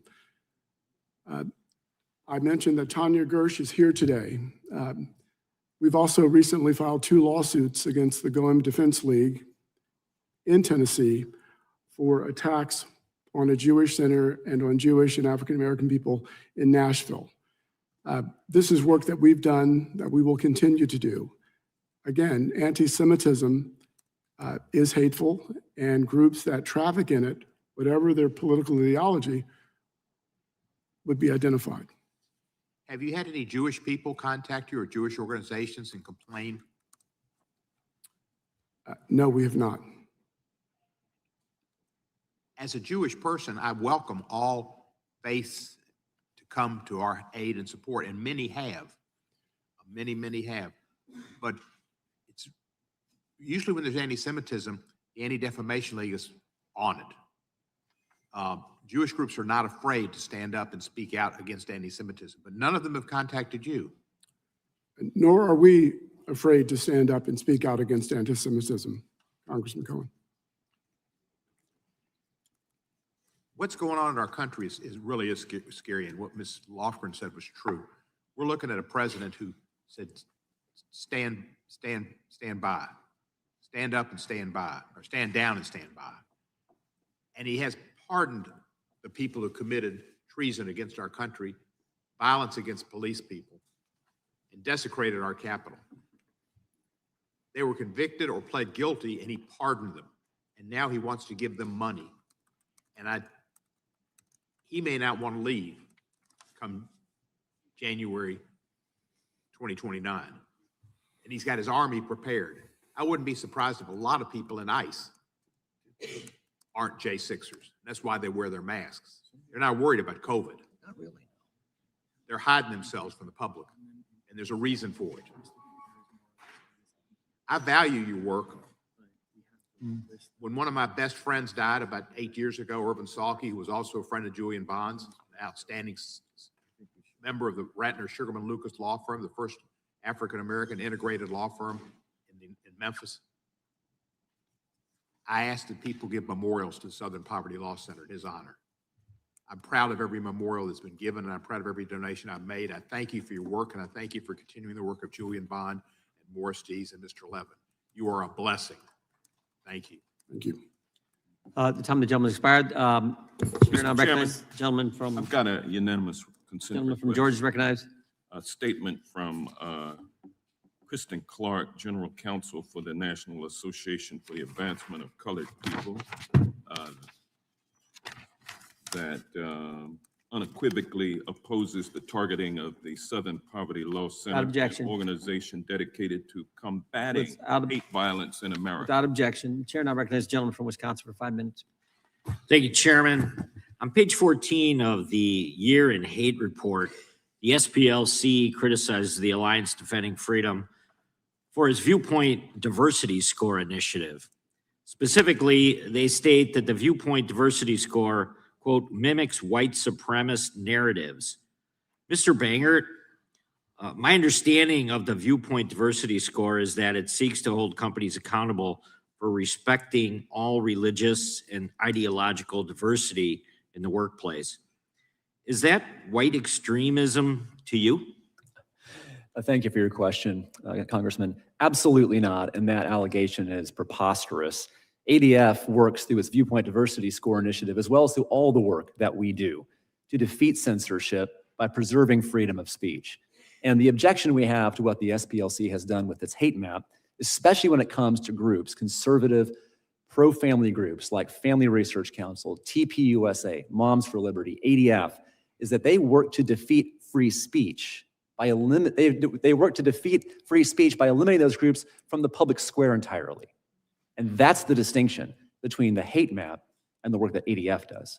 Well, I think I know the answer to this, but I'm going to ask you to maybe elaborate. Is it fair to say you disagree with the SPLC's designation of ADF as a hate group? We strongly disagree with that completely slanderous definition. Very good. Thank you. Dr. King, do you think conservative groups advocating for viewpoint diversity is racist?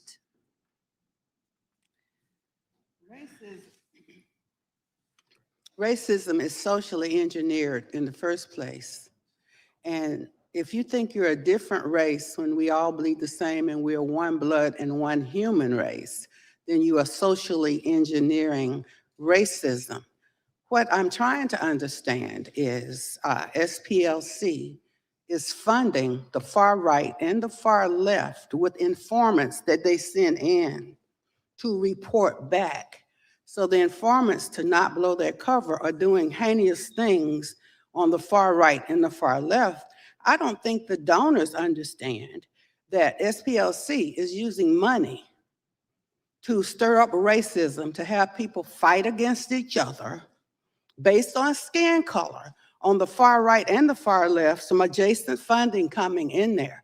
So they're manufacturing this racism, causing people to be hatred and fear. You know, some informants, I have been on the domestic terrorist list. Some informant must have told them I said something hateful. I'm not a racist.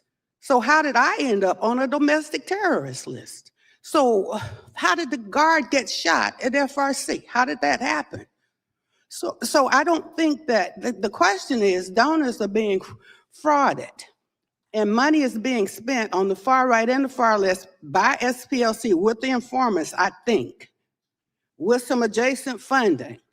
So the donors think they're trying to clear up the mess.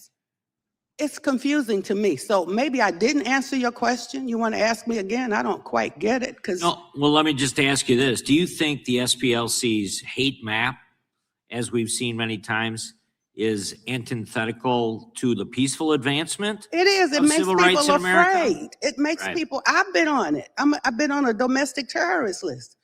When I'm for peace and love, one blood, one human race, stop fighting, stop chopping off penises and killing babies. Hey, some of the money, go investigate it yourself, is being used to in the name of LGBTQ, cutting baby parts off. That is happening with the money of donors, and the donors are shocked. Right, right. Thank you very much. Mr. Fair, in SPLC's motion to dismiss the DOJ lawsuit, You briefly discussed the organization's hate map designations. On page 6 of the lawsuit, the SPLC states, these are not mainstream groups or they're espousing traditional conservative political views. Rather, as defined in the Year of the Hate report, these are groups that through their rhetoric and activities traffic in extreme and sometimes violent ideologies. And if you have the hate report in front of you, it's mentioned in the motion that there are many different, let me just ask you the question. So do you think that the hate map was designed to identify specific organizations or to just create this ideology that there's hate everywhere across the United States of America? The hate map was created to expose the statements and activities of groups across the country that vilify and demonize others on the basis of immutable characteristics. I yield back. Gentleman yields back. Chair recognizes the gentleman from Georgia, Mr. Johnson. Thank you, Mr. Chairman. This hearing takes me back to the 50s, the time of McCarthyism, the time of demonic and demonizing attacks against political enemies that was in vogue by the notorious and infamous Joe McCarthy, the House Un-American Activities Committee. This is what this reminds me of. And when I go back to the 50s, I also think about how mainstreamed during that time was white supremacy. It was mainstreamed. It was so mainstreamed that presidents had to call out the troops to maintain order or to bring order. I'm reminded of the racist governor of Arkansas denying entry for the Little Rock Nine into the all-white Central High School. I'm sure you remember too, Dr. King, back in '57, the little girls trying to get into the building and being spat upon and taunted and threatened. And I'm sure you remember, Dr. King, in 1962 in Mississippi, when James Meredith was to enroll at the University of Mississippi, and President Kennedy had to call out the troops to guarantee that they stopped the riots so that this man could enroll. And then again in '63, when the troops were called out by the president, as George Wallace stood in the door of the school and said, segregation today, segregation tomorrow, and segregation forever. I mean, that's mainstream white supremacy. Same thing when the troops had to be called out by President Johnson in 1965 to protect the civil rights marchers from Selma to Montgomery, marching for voting rights. And today, the clock has turned back. White supremacy extremism is again mainstreamed. This president came into office and revoked a 60-year-old executive order banning racial discrimination in federal government hiring practices, saying that it was now unnecessary.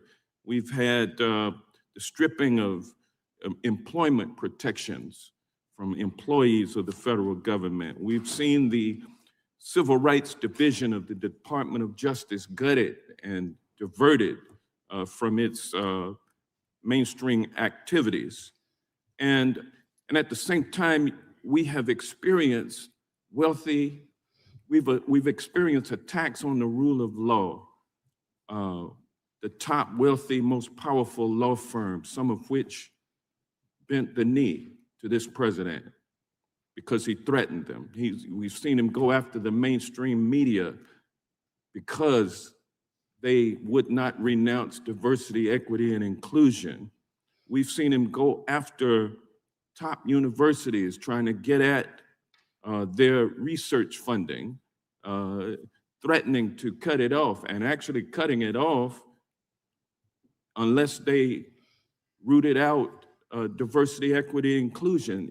It's mainstream. White supremacy is mainstreamed extremism. Nonprofit corporations have been attacked, like the SPLC, organizations that offer legal assistance and provide advocacy for victims of white supremacy and racial discrimination, organizations which advance the cause of civil rights and voting rights for Black people, like the SPLC does. Southern Poverty Law Center is under attack because they're standing up against the erosion of our democracy. Professor Fair, America may not realize that election workers have recently faced bomb threats, harassment, and targeted intimidation simply for doing their job, and you've issued reports about that.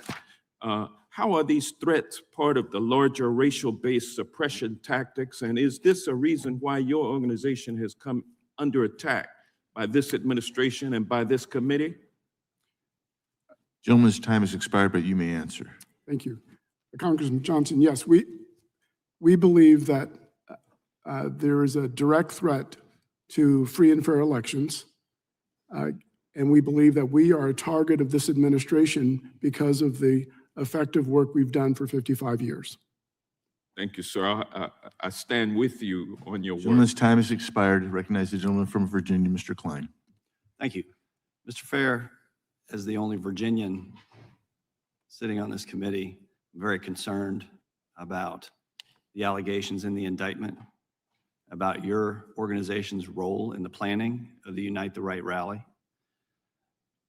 According to the indictment, one of your paid sources, F-37, maintained an active online presence making racist posts under the supervision of the SPLC.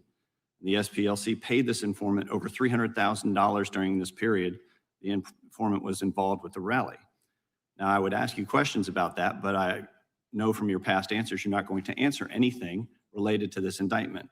But I want to know how exactly this individual aided in the planning of the rally. I want to know whether this individual attended the rally, because an individual was tragically murdered at this rally.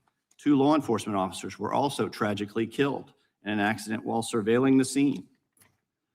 I want to know why the SPLC forced individuals, other sources, to stay in the extremist organization that they wanted to leave. But let me ask you this, because this is public record and you may be able to answer it. Following the Unite the Right rally, the SPLC reported an annual revenue increase of $80 million between 2015 and 2016. Is that correct? Congressman Klein, as I said earlier, a number of national civil rights groups saw their fundraising donations surge after the election of Donald Trump. That is correct. Following the Unite the Right rally as well, correct? The Unite the Right rally was in 2017. You referred to 2015 and 16. I'm sorry. Thank you. Following 2017, you saw an increase, correct? The largest increase, to my knowledge, occurred after the election of Donald Trump. I want to shift to your partnership with the Biden-Harris administration's DOJ and FBI. Were you aware at the time that the SPLC received special treatment, such as direct access to high-ranking officials in the Civil Rights Division, early access to FBI hate crime data, and invitations to exclusive events with DOJ leadership during the Biden-Harris administration? As I said to Chairman Jordan, the SPLC has met with every administration since its founding to advance racial justice and equality in this country.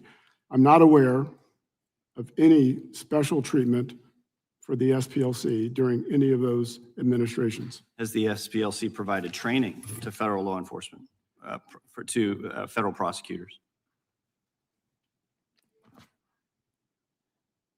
I'm not aware of any training of prosecutors as part of SPLC's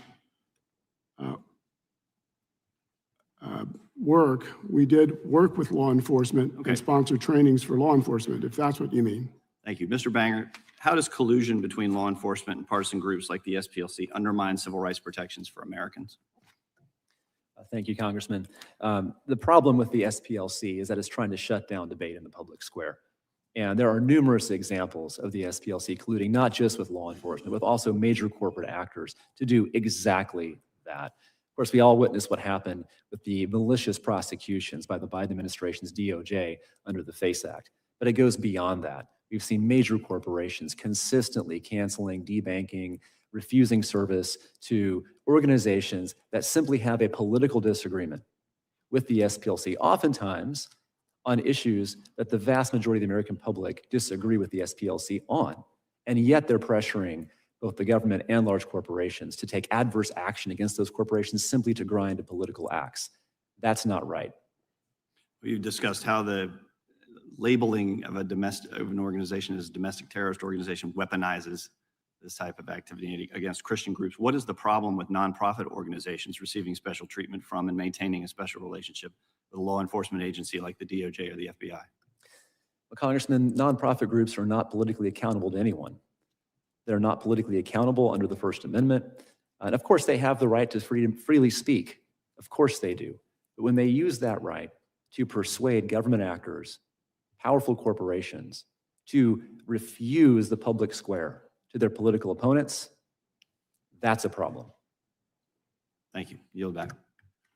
Gentleman yields back. Mr. Chairman, Gentleman from Georgia is recognized. I've got a unanimous Gentleman consent state his request request. to introduce for the record an article from the Columbus Dispatch titled, quote, 50 white extremist groups thrive in Ohio's heart, period. SPLC indictment helps them, end quote. Without objection. Gentlelady, I'm sorry, Mr. Garcia's unanimous consent. Thank you, Chairman. I ask you unanimous consent to enter into the record this letter from the Christian faith leaders expressing their deep and abiding support for the people and the vital work of the Southern Poverty Law Center. Without objection. Gentlelady, and the committee wishes to express our condolences. I know you had a tough situation with your family. I'm sorry to hear about that, but welcome you back, and you're recognized for 5 minutes. Thank you so much, Mr. Chairman. Really appreciate that. Well, here we are again for a third hearing in 6 months about the Southern Poverty Law Center. And I wanted to point out that voter confidence in the economy has plummeted to a 4-year low. 76% of Americans think that the economy is getting worse. The average price for a gallon of gas has almost doubled since Trump began his unconstitutional war of choice against Iran. And the top concerns of Americans across political party are gas prices, the cost of groceries, and rising healthcare costs. So perhaps it's a surprise to my Republican colleagues that the Southern Poverty Law Center is nowhere on the top list of concerns of Americans across this country. And the fact is that the factual falsehoods and ideological grievances that Republicans keep pushing in these endless hearings is all about fulfilling Donald Trump's mission of punishing perceived political enemies. So I want to be very clear, this hearing is allegedly about SPLC, quote, spreading hate, which is even more ironic given that it's Donald Trump himself who has used extreme rhetoric and gone out of his way to stoke racism, fear, and xenophobia. He has denounced Mexican immigrants as rapists. He's railed against immigration from, quote, shithole countries, his words, not mine. He has enacted travel bans against dozens of countries, which a federal court just ruled unlawfully targeted people from 39 African, Asian, Latin American, and Middle Eastern countries. And he and Republicans have tried to end birthright citizenship and have given hundreds of billions of dollars to rogue ICE and CBP agents to kidnap and disappear immigrants of all immigration statuses, including, by the way, United States citizens. But it isn't just the denigrating of Black and brown communities that's so dangerous. It is the praising, the pardoning, the condoning of extreme white nationalists directly from the White House. In Trump's America, white supremacists at the Charlottesville rally are, quote, very fine people, even after images and videos showed participants making Nazi salutes and cheering on the former Grand Wizard of the KKK. Trump then urged the same network of extremists to storm the Capitol and is still trying to implement his $1.8 billion slush fund of US taxpayer dollars to pardon convicted insurrectionists, at least 89 of whom have gone on to commit all kinds of serious crimes, from child sexual abuse to reckless homicide. And he's done so over and over again, and yet he's weaponizing the Department of Justice to go after the Southern Poverty Law Center because they have dared to call out that hate and extremism, including from people within the White House, like Stephen Miller and others within the administration. My Republican colleagues want you to think that SPLC is targeting mainstream conservative individuals and groups.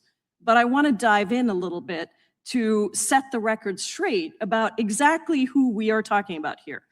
Many of these individuals and groups espouse something called the Great Replacement Theory, which argues that elites are trying to actively replace white Americans and Europeans with non-white immigrants. So Professor McCord, is the Great Replacement Theory an extreme and hateful fringe theory? It is a fringe extreme theory, Congressmember. It is not something that is adhered to by the majority of the American public or even a large percentage. And it's true, is it not, that the Great Replacement Theory has stimulated violent reactionary responses in multiple cases, including mass murders, mass shootings? There have been numerous mass shootings, including in Buffalo, New York, Pittsburgh, Pennsylvania, El Paso, Texas, and many others, where the writings and work of the people who have committed those heinous crimes reflected that they adhered to the Great Replacement Theory as an ideology. Now, one of the groups that espouses these views is the Center for Immigration Studies, or CIS, and it's an anti-immigrant think tank that SPLC has designated as a hate group. These are some of the statements behind me that CIS's leaders and writers have said, including advocating for the need to maintain a European American majority, claiming that Blacks and Hispanics have lower IQ than white people. And I guess I want to ask you, Mr. Fair, why was it important for Southern Poverty Law Center to designate CIS as a hate group? It was important, Congressman Jayapal, because it is one of these go-to think tank organizations that many people rely on. And our goal is to expose the statements of these groups and to let the people decide. We don't stop speech. We don't stop anyone's speech. There's plenty of speech in the public square from these groups. We expose their statements in the words of what they say and their activities, and let the people decide what they think about it. So that they don't lead to violent actions that follow that. I thank you, Mr. Chairman. The has expired. The gentleman from Arizona is recognized for unanimous consent. Yes, Mr. Chairman, thank you. This is from SPLC's Learning for Justice. Continue to play this today, but I'm switching over computers. Hopefully my microphone works too. My show last night, I ended up knocking over my microphone. But we're switching it up on the fly between computers so I can get back in the studio, maybe comment on some of this. I'm just wondering what's actually going on here, because it's tough to trust the Republicans when they come up with their own slush funds. They're doing all types of things for partisan reasons, obviously. You have what she's talking about, the Proud Boys and the white replacement theory, and even Dr. King. I thought Dr. King was sounding good, and then she's out there, man. She's the, what is she? She's the niece of Dr. Martin Luther King, who spoke today. But again, on SLP, Southern Poverty Law Center, SPLC, I don't know about these undercover things, because undercover, it's like the very slippery slope. There's a lot that could go wrong. There's a lot that could go wrong. FBI has had issues with this. There's also the organizations could start controlling things. It just, what's the oversight? Did they break laws? I don't know. I think we're just going to have to wait and see what happens in court, because Trump's Justice Department has been very politicized, and they do bring up bullshit cases against people and organizations. But at the same time, this could be real. I don't know. I don't know all the details. And I will say, as somebody who's been in activism and worked with some of these, not worked with, like never been paid by, but had to be around these non-government organizations, and it can get funny. It can get very funny. There's a lot of funny money and funny actions, and with any group. So I don't know. I think they have done good work. I think they're a historic group, obviously. I don't want to shit on them, but I also don't want to carry water for them because I really don't know, and that's why we're watching this. I want to get as much detail on it as I can because I feel like both sides. You can't trust the Democrats because they're not going to look into their own, and you can't trust the Republicans because they just politicize everything, even when there's nothing there. So it's like the wolf, yeah. If you cry wolf too many times, right? But who knows? That you will, the big thing is we'll see in these cases. The cases are going to make the difference. So I'm going to switch over. Let's switch over to this news stream, and let's just watch. It is adhered to by the majority of the American public, or even a large percentage. And it's true, is it not, that the Great Replacement Theory has stimulated violent reactionary responses in multiple cases, including mass murders, mass shootings? There have been numerous mass shootings, including in Buffalo, New York, Pittsburgh, Pennsylvania, El Paso, Texas, and many others, where the writings and work of the people who have committed those heinous crimes. One of the Congress reps was asking some good questions about specific organizations, about Turning Point. I thought that was good. One of the Republicans, because they were fact-based, they weren't being nasty. And then there was another one that was talking about, are there any Muslim groups that you've labeled? And I'm sitting there thinking, like, are there any really Muslim groups organizing in America? Like, I know a lot about activism and organizing. I only thought of two groups. Number one was CARE, but they're definitely, they're like, what do I say? They're like the business class. They're like the political operatives, the lawyers. They're not anyone that would be deemed a problem group. CARE. And then I thought a Nation of Islam, which maybe could be deemed something borderline. I don't know.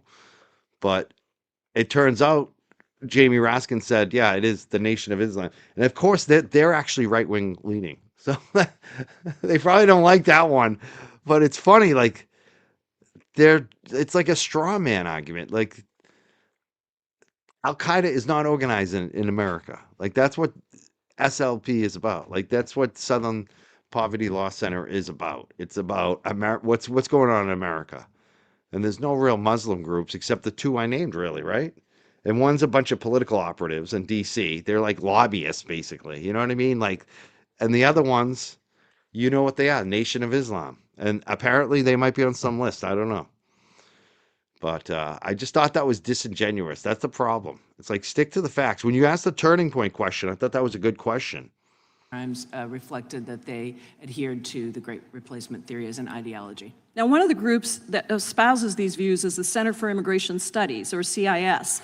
And it's an anti-immigrant think tank that SPLC has designated as a hate group. These are some of the statements behind me that CIS's leaders and writers have said, including advocating for the need to maintain a European-American majority, claiming that blacks and Hispanics have lower IQ than white people. And I guess I want to ask you, Mr. Fair, why was it important for Southern Poverty Law Center to designate CIS as a hate group? It was important, Congressman Jayapal, because it is one of these go-to think tank organizations that many people rely on. And our goal is to expose the statements of these groups and to let the people decide. We don't stop speech. We don't stop anyone's speech. There's plenty of speech in the public square from these groups. We expose their statements in the words of what they say and their activities, and let the people decide what they think about it. So that they don't lead to violent actions. To say, I don't think they're wrong on that group. I believe I had a guest that was affiliated with them on my show at one point. We confronted them. We actually made them leave the studio because they wouldn't deal with their misstatements. Like, basically, we wanted them to correct the misstatements they made, and they wouldn't address them. They made more misstatements. So there you go. That's my only experience with that group, actually, is that they are not fact-based. And it's hateful. It is hateful with some of the stuff that I found it to be. that follow that. I Time of the thank you, Mr. gentlelady I don't want to has get sued, but expired. I'm The just saying, gentleman that's my from opinion. Arizona is recognized for unanimous consent. Yes, Mr. Chairman, thank you. This is from SPLC's Learning for Justice curriculum and how it influences international terrorism debate, with a specific reference that the terrorism in Israel is worse than that of the Palestinians. Without objection, chair now recognizes the gentleman from New Jersey. Thank you, Chairman. I want to start out by saying the SPLC used to be a good thing. It started out doing the right thing. So many of the good examples that have been brought up of what it's about and ending racism and fighting for us to all be on an equal front are in the past. But I want to speak about the present, where we are now. I want to speak about how money was used to fund and create racism, and it was for money. I want to talk about how real Americans don't know the real deal and which actually is going on. It's a great name, you know. People look at a name, Southern Poverty Law Center. What could be better? It stands for doing the right thing. But instead of healing, it opened wounds. Instead of dampening racism, it created more racism, more hate. And that's why we're here today. What happened? What went wrong? All the other stuff we can talk about, but let's talk about this issue today. And the reason that not everybody, but that some folks want to keep straying away from it into other organizations or into the economy or into Donald Trump or the price of gas. It's not what the hearing's about. All important things. I want to talk about those things, but not at the hearing.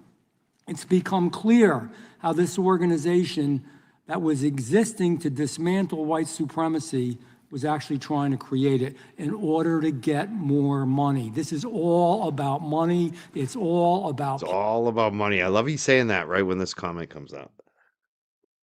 See, I love that you made this comment, Bill, because this can make me reiterate that if I really cared about money, I wouldn't be covering this today. Like, I knew there'd be, 25, 50 people, 16 people, whatever it is. I knew there wouldn't be as many people here for this. I know that if I responded to the Galera maybe, or did some Karen Reed stuff follow up, which I might do later, I would get a lot more viewers today. But I do the content I want to do. That's the thing. It's not just about money or viewers. Like, that's your thing. You're caught up in clout. You're a clout chaser. Your relationships rely on how many viewers somebody has. It's like weirdo shit. So we're doing content. We're making a pivot like we always do into other content. And a lot of times it takes a long time for the algorithm to pick it up because they want either the drama or Karen Reed. So if I want to do a Karen Reed show today, we'd have 500 people watching, just like yesterday. So enjoy it, Bill. I mean, because the thing about the Galera, like, if you're the Galera, which some people think you are, like, you have to do a drama show or Karen Reed because you have nothing else. You're not going to be able to pivot. So that's it. So I'm enjoying this. We're going to watch this for a little bit. This is what I like. I like looking at the entire world and not just like one little thing, Politics. It's all about changing the political scene and bringing money in to do that. And it was all in the shadows. And if you look in the shadows, you see that the money it was receiving from donors wasn't going That's the towards thing that that other guy Bill doesn't recognize. That Kenny doesn't care how many people are here, because like Kenny and I've been watching this whole friggin' day. I've been sitting, doing a little bit of other stuff and taking some calls, but I've been watching this all day, listening. I haven't been on camera, but it's because I'm interested in it. I don't care how many people are watching it, just like Kenny, and that's why I'm covering it. And it looks like there are a lot of people interested. They're just watching it on the stream that's like 2 hours ahead of us. Like, the people that are interested know where to look for it, So most people don't know that we cover stuff like this, but we're starting to. But Kenny's here. Kenny knows. Thank you, Kenny. Hate. Honest to God, if some of the donors really knew where the money was going, they would be upset. In the shadows, they allegedly paid more than $4.1 million to individuals associated, that's a lot of money, by the way, with hate groups like the Ku Klux Klan, the National Alliance, and the Aryan Nations. Why would you give them money? You're trying to fight them. You're trying to stop that. You're trying to make it better. And I could go on and on where the money was spent, all the way that allegedly it was spent for neo-Nazi figures. It was spent to get money for wooden crosses and uniforms of the Ku Klux Klan and the very gasoline to burn the crosses. My God, the only thing more immoral than racism itself is to pretend you're trying to end it and you're actually funding it for personal gain. See, if that's the case, if they're extensively funding these hate groups, that's a problem. And that's the thing I don't know. Trump has politicized the DOJ so much you can't trust it, but if this group is like really controlling shit and funding it like he's saying, that's a problem. That is a real problem. And that's why I think the court cases is what I want to see. I want to see the results. I wish they were televised. I think they're federal, so we won't get to see it. They should put cameras in every courtroom. I'm so tired of this shit. Let us watch it. We want to know. We want to know what the evidence against them is. Is it real? And political gain. That's god-awful. That's hateful. So, with that being said, let me ask, Mr. Fair, let me ask you some questions. Let me be plain about it. That's the big Your problem. organization started Big good, problem, wanted to dismantle hate, yet you actually increased it. You promised to confront extremists. Instead, your indictment alleges you recruited extremists, you bankrolled extremists, you funded extremists. Your organization has strayed from its goal of. But it's also like, of course, they're going to go undercover too. I mean, this is what even journalists do. They get sources within organizations, whether it's a business or a hate group, you know. But I just think it depends on what your operating procedures are, what your standards are, what you're willing to do, how far are you willing to go? Do you control them? Do they control you? There's a lot that can go wrong with that. So you have to have experienced people, you know, and precautions and maybe a system in play, you know, rules. It's a slippery slope. It is a very slippery slope. A lot can go wrong when you're doing undercover stuff. So I don't know. I want to know the details. Has anybody been covering this on YouTube? Maybe we can get someone from Southern Law Poverty Center to come on and talk about this shit. I want to know, have you seen anything on YouTube about this? Like, what are the real allegations against this group in terms of this indictment? I guess they're facing some charges. Bringing a country together and healing, and now it's just trying to drive us apart. So tell me. I mean, that's been happening for years. If I I'm think not that right, definitely. I mean, why is there in the indictment? Why are all those charges there? I know you're going to say they're not true. And a lot of these government snitches and stuff, they get a lot of money. They get a lot of money. They get paid. Nobody's ever knocked on my door. Like, it's funny. A lot of times podcasters or some of them have been exposed, YouTubers or whatever. Yeah. Funny. Nobody's knocking on my door. They know I'm not going to take any money to snitch on it. I'm not a snitch ever. But you told the donors that their donations would go Unless you towards say file dismantling comments these in the groups. chat. Did you Then also I'm tell your reporting you to donors that the YouTube. money would go directly into the pockets of members whose groups you pledged to destroy?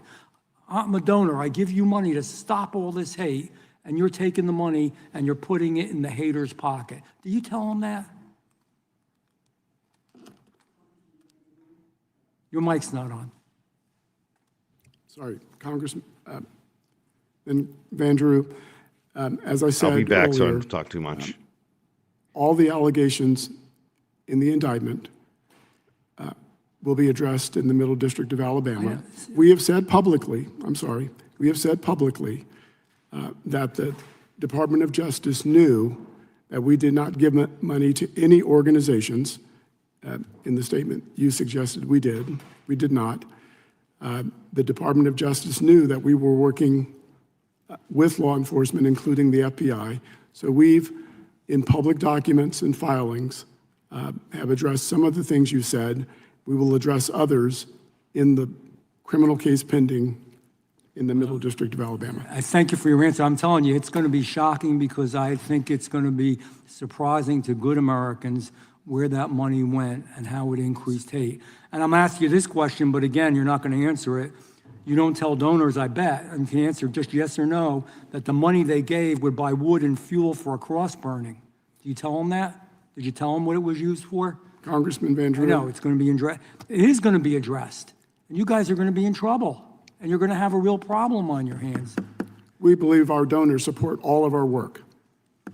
I yield back to the chairman. Mr. Chairman, I have a UC. Actually, I have Gentlelady, consider request. Yes, this is an article from ProPublica. Members of several well-known hate groups identified at Capitol riot. Objection. And the next one is from Salon, and it says, SPLC indictments lend support to hate groups for decades. The Southern Poverty Law Center has fought hate. Now the Justice Department wants to stop it. Without objection, Chair now Mr. recognizes. Chairman, I have a unanimous consent as well. Gentleman from Texas recognized. My colleague, Ms. Jasmine Crockett, said she was unaware that children's genitalia was being cut off. I'd like to submit this article that says Trump administration lauds plastic surgeon's statement on trans surgery for minors. I'll send you a copy, Ms. Crockett, so you can learn more about this Mr. heinous Chairman, just practice. for purposes of the record, I Without want to, objection. I Would y'all know just that, pass this down for me? I know that that side doesn't have too many women, so we may all look alike, But but it that was was me. actually my colleague. I take full credit. Gentleman. I apologize. I just assumed it was you, Ms. Crockett. Please forgive me. Mr. The gentleman from New Jersey for UC. Unanimous consent from YouTube. DOJ indictment alleges SPLC funded Klan activities, including reimbursements for cross burnings. Without objection, Chair recognizes the gentleman from Colorado. Thank you, Mr. Chairman. Thank you to all of our witnesses for being here today and for your testimony. Reviewed all of your written testimony and appreciate the opportunity to ask you a couple of questions about it. Mr. Banger, you work for Alliance Defending Freedom, correct? Yes, sir. Okay. I reviewed your written testimony. Safe to say you disagree with the Southern Poverty Law Center's designation of your group, right? We do. Okay. And based on your written testimony and based off some of what I found on your website, some deep resentment about that designation, fair to say. Sir, we don't resent them. We disagree with them. Disagree with them. Okay. Well, as I look at your testimony and as I review your website, it is pretty clear that you view Southern Poverty Law Center as an adversary, or is that a fair characterization? We have disagreements with them on a number of issues, including policy and otherwise. That's how you would describe them? Disagreements? I mean, the words that you use to describe the Southern Poverty Law Center do not strike me as a simple matter of disagreement. It seems pretty clear to me, based on your website, based on your testimony, I don't know why you'd be walking away from that now, that you vehemently disagree with the Southern Poverty Law Center, that you are pleased that they have been indicted. You have called, I mean, this is from your recommendations for congressional action, direct banking regulators to investigate ECOA and Regulation B compliance at institutions using SPLC-linked vetting tools, right? So you are calling for investigations into the Southern Poverty Law Center. That doesn't sound like something that you would do with someone you disagree with. This is, am I wrong? Well, Congressman, anytime that a designation by a nonprofit that's politically unaccountable is being used by federally regulated banks to discriminate based on religious belief, that's something that the government should be aware of and should look into. So I'm simply saying that I didn't expect to have this much of an extended back and forth on the premise of the question. I think that your bosses at Alliance Defending Freedom, if they were testifying here, would say, we vehemently disagree with Southern Poverty Law Center. They're an adversary. They are an enemy. We are glad that they have been indicted, and we are calling for more investigations of them, which you did in the written testimony that you provided to this committee. Do you think it would be inappropriate to harness a criminal prosecution of an entity to pursue the enemies of your organization? Would that be an inappropriate thing to do? Well, Congressman. No, that's a yes or no question. You can ask, if you don't think it's inappropriate, you can say no. If there's true criminal activity, then of course the government has the right to investigate. Sure, but if there's no criminal activity, it would be wrong to do that, right? Well, it depends upon what the facts ultimately show. Mr. Banger, this is why I asked the question. You are a former attorney general. I think you know why I'm asking you the question. You're a former deputy attorney general within the Texas Office of Attorney General. You went to the FBI and gave a whistleblower complaint about Ken Paxton, the attorney general of Texas. You did so because you believed that there was criminal wrongdoing. Let me read this quote. In my view, the criminal process had been harnessed to pursue the business enemies of an individual who also happened to be under intensive investigation by law enforcement. That's your quote from an article a few years ago after you went to the FBI about Mr. Paxton. It is very clear that Alliance Defending Freedom and a wide variety of other organizations that have been designated by the Southern Poverty Law Center resent it, vehemently disagree with it, have been demanding a criminal investigation and indictment of SPLC, and they have now gotten their wishes from the president's personal lawyer, who, of course, as we know, now serves as the interim attorney general of the United States. And I just think it's important for us to be candid about that.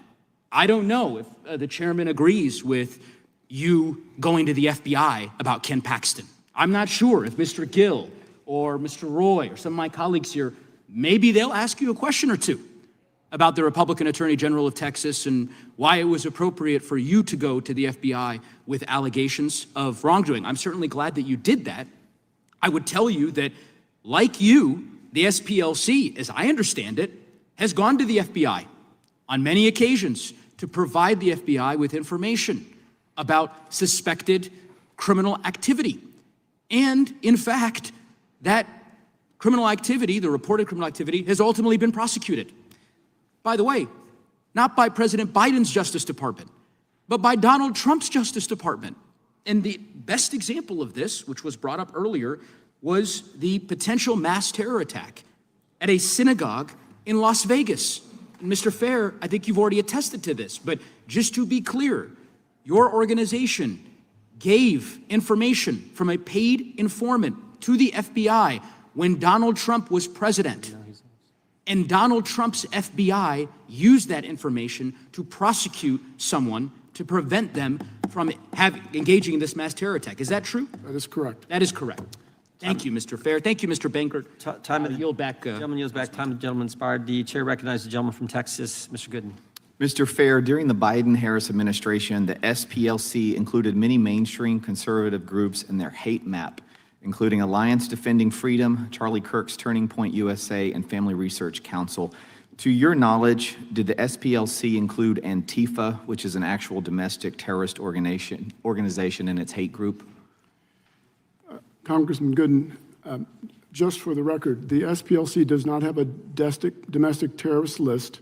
I'm not sure what Dr. King was referring to, what list she's referring to.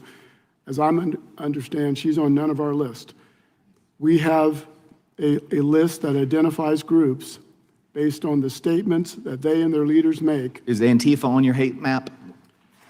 Again, as I said earlier, Congressman Gooden, it's my understanding that the FBI has said. So they're not. Let me ask you Antifa- this. Has SPLC labeled the radical left group Jane's Revenge as a hate group? This group has publicly taken responsibility for vandalizing and destroying pregnancy resource centers and Catholic churches since May 2022. Have you all designated that on your hate map? Congressman Gooden, if you've looked at our hate map, you know the criteria we set for designating groups. One designation is when a group expresses, vilifies, demonizes individuals based on immutable characteristics. The second is a group that expresses anti-government conspiracy theories. So destroying pregnancy resource centers and Catholic churches would not qualify as hate under your definition. You guys are okay with that. But God forbid Turning Point holds a rally. That's considered hate, but destroying a Catholic church or a pregnancy resource is not. Just to be clear, help me understand. No, Congressman Gooden, the SPLC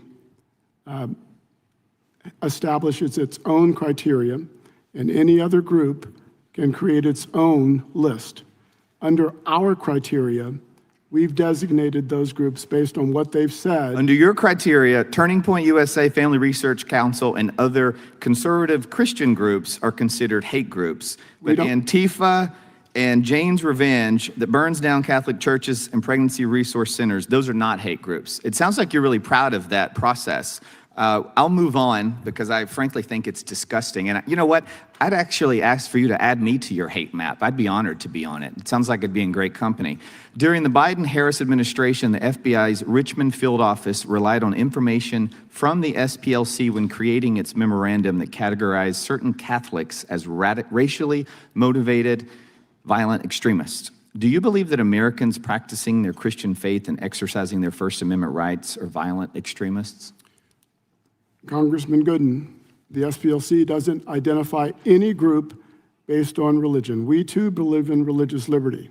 We identify groups based on the statements they make, that their leaders make, based on their activities that target various groups. Well, many of these statements are based on religious beliefs. So I'd take issue with that. Let me ask you, were your donors informed of your partnership with federal agencies under Biden-Harris administration? Did you let them know that you all were working with them? Congressman Gooden, the SPLC has worked with every administration since our founding to advance racial justice and equality in this country. We believe our donors and supporters support all of the work that we do.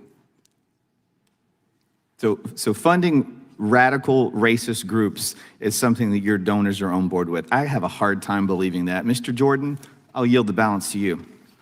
I thank the gentleman for yielding. Mr. Fair, if you're trying to stop hate, why would you encourage people to attend a hate rally?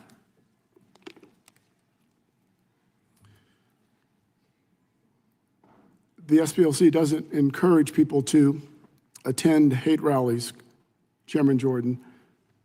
And if you're referring to any allegations in the indictment. Well, I'm just asking in general. I'm not saying it's one thing. You've said you've had informants, you had field sources. If you have informants and field sources there, that's one thing. But the indictment says that these informants and field sources were encouraging other people to attend these hate rallies. Right. And I'm saying, okay, so you don't have to answer that specifically, but is that a good thing in general? Again, all the allegations in the indictment. Do you wish, Chairman Jordan? Okay. Will be addressed. Do you wish you hadn't have done the program? You said the program was successful, helpful, but now you're stopping it. We stopped the program because we believe hate and extremism has migrated significantly online and into government agencies. Wow, that's big. That makes no sense. The chair now recognizes. Mr. Chairman, I've got a UC request, if that's all right. Gentleman can say his UC request. Okay. First, I ask unanimous consent to introduce this article about whether, in fact, people have been driven from the public square. 2025 was a banner year for Alliance Defending Freedom in their newsletter. And I ask unanimous consent to introduce for the record a report by the DOJ's Office of the Inspector General, which found no evidence of anti-Catholic bias or malicious intent on the part of the FBI personnel who prepared the Richmond domain perspective. Even though they apologize for it. Well, I've got the report right here from the Inspector General. Well, we have the apology from Director Ray, so you typically don't apologize for something if you didn't do anything wrong. Let's submit it to the record and let everybody read both of them. Yeah, okay. We'll have to submit Director Ray's statement as well. Chair now recognizes the gentlelady from North Carolina. Thank you so much, Mr. Chairman. It is beyond ridiculous that we are having yet a second hearing on this topic, something that is in active litigation and that the courts should sort out. It's especially ridiculous because we've had no oversight hearings of what the DOJ is doing under Mr. Blanche when he is about to be in front of the Senate for confirmation for Attorney General. And he has had so many incidents that are worthy of investigation, including his handling of the Epstein files and Ghislaine Maxwell's transfer to Club Fed. But that's not why we're here today. My colleagues on the other side have continued to cite the indictment as if it is some kind of proof, it's just an indictment, that SPLC has engaged in wrongdoing. This indictment essentially states that making payments to a confidential informant to infiltrate violent extremist organizations is the exact same thing as supporting those organizations. That also is ridiculous. The FBI pays informants all the time. Are they supporting the groups that they're trying to undermine? This is a bizarre Alice in Wonderland theory. And if allowed to stand, it would call into question decades of intelligence and law enforcement practices used to prevent violence and dismantle criminal networks. Mr. Fair, how does the intelligence and extremist monitoring program within SPLC support your work to combat violent hate groups in America? Thank you, Congresswoman Ross. Our confidential informant program helped save lives. We shared information with law enforcement. It helped protect the public. It helped protect our staff. We were able to gather intelligence and dismantle some of these groups. Thank you. It is astounding that our own Department of Justice, which benefited from this intelligence gathering, seems not to understand how this process works. But that's the current Department of Justice. Ms. McCord, you were a federal prosecutor for 2 decades and led the National Security Division of the DOJ, which prosecutes crimes like domestic terrorism. Did your work ever involve or rely on paid confidential informants? Yes, it is a practice, an investigative technique, tactic, strategy that is used by law enforcement, paid informants, cooperators, not only to investigate potential crimes of terrorism, but also drug trafficking rings, human trafficking rings, child pedophilia. And can you give us an example of when information from an informant was used to build a federal case against a criminal network?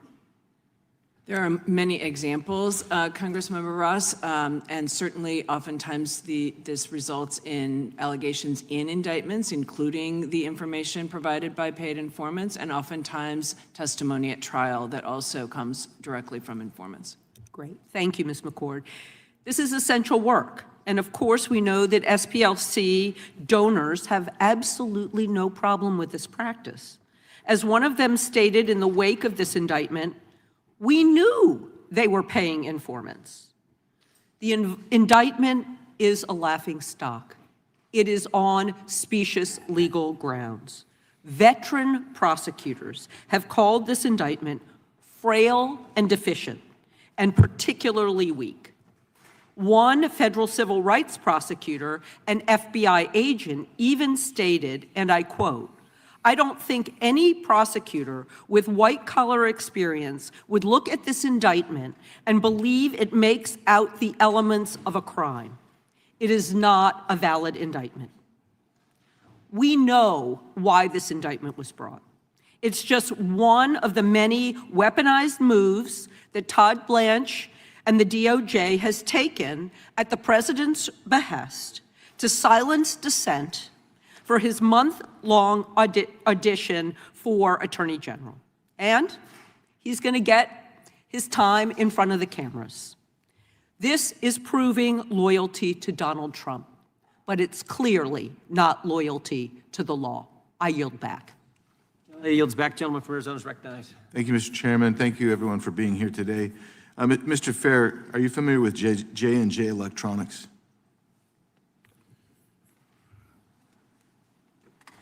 Are you familiar with Kelly's Marine? Congressman Biggs, I'm not sure that I'm familiar with them. If they are... Are you familiar with Turner Personnel? If these are names of companies in the indictment, they will be addressed in the criminal case pending against... You seem puzzled. The look on your face indicates that maybe you weren't familiar with them, but I don't know. Isn't it true that those fictitious companies, the 9 of them, were set up by SPLC employees? Congressman Biggs, all of those allegations in the indictment will be addressed in the Middle District of Alabama by SPLC's counsel. Isn't it true that SPLC created bank accounts in the names of those 9 companies that actually did not exist? Congressman Biggs, all of those allegations in the indictment will be Same addressed. answer. Isn't it true that one bank investigated and found that the accounts were fake? That the accounts were all fake? Same answer, Congressman. And isn't it true that SPLC admitted in writing that those entities were, quote, open for the benefit of Southern Poverty Law Center operations, close quote? There are allegations in the indictment that will be addressed in the Middle District of Alabama by SPLC's counsel. And isn't it true that executing bank documents claiming to own a company that does not exist is lying to a federally insured bank? And I'll assume that you're going to give me the same answer. Right? Probably. The superseding indictment describes a field source referred to as F9. If you go to page 6 of the indictment, F9 fundraised for the neo-Nazi National Alliance while receiving SPLC funds. He received at least $1.2 million. He was in a romantic relationship with the SPLC employee who oversaw all payments to field sources. Isn't that true? That's an allegation in the indictment that will be addressed in the Middle District of Alabama. Well, I hope they address it because your employee shared a home with F9 and 2 bank accounts. Isn't that true? That is an allegation in the indictment. Did you know the person who was overseeing payments to field sources? I do not know. So you didn't know that the person who's in charge of overseeing payments to field sources, which you claim was a big, important program, you didn't know that that individual was living with and sharing bank accounts with one of your clandestine sources? That's an allegation in the indictment, Congressman Biggs, that will be addressed. That individual, you didn't know that, basically, is what the look on your face says. But here's the deal. The look on my face says that all of those allegations in the indictment, Congressman Biggs. That's what your mouth says, but your look on your face says you had no idea, because the individual later became a director of your intelligence project. Did you approve that promotion?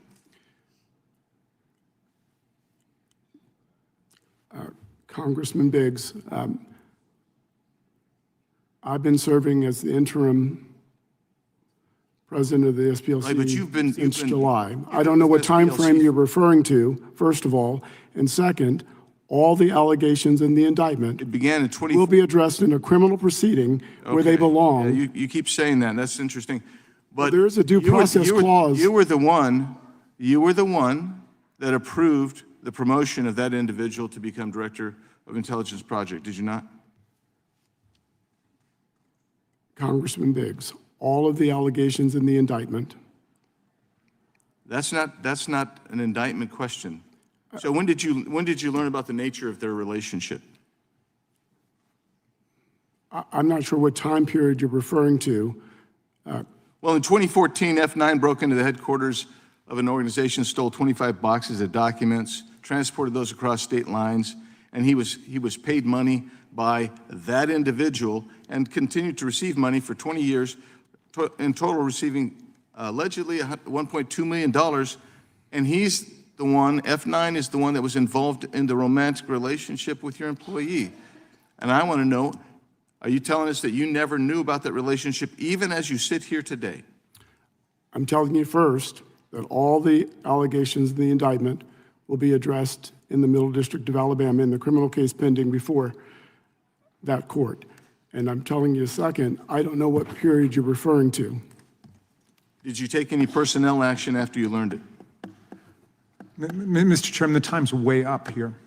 Oh, it's 8 seconds. Oh, boy, that's way up. Well, I'm Mr. glad you Raskin. conceded that. Yeah. You're that's great at way badgering the up. witnesses, but It's just way up. obey the rules. We've been listening to you guys go Time 30, belongs to the 45 gentleman seconds from over. Arizona, and his time has expired. The chair will note that the ranking member got, I think, 13 minutes in an opening statement, so we're pretty lenient on the time around here.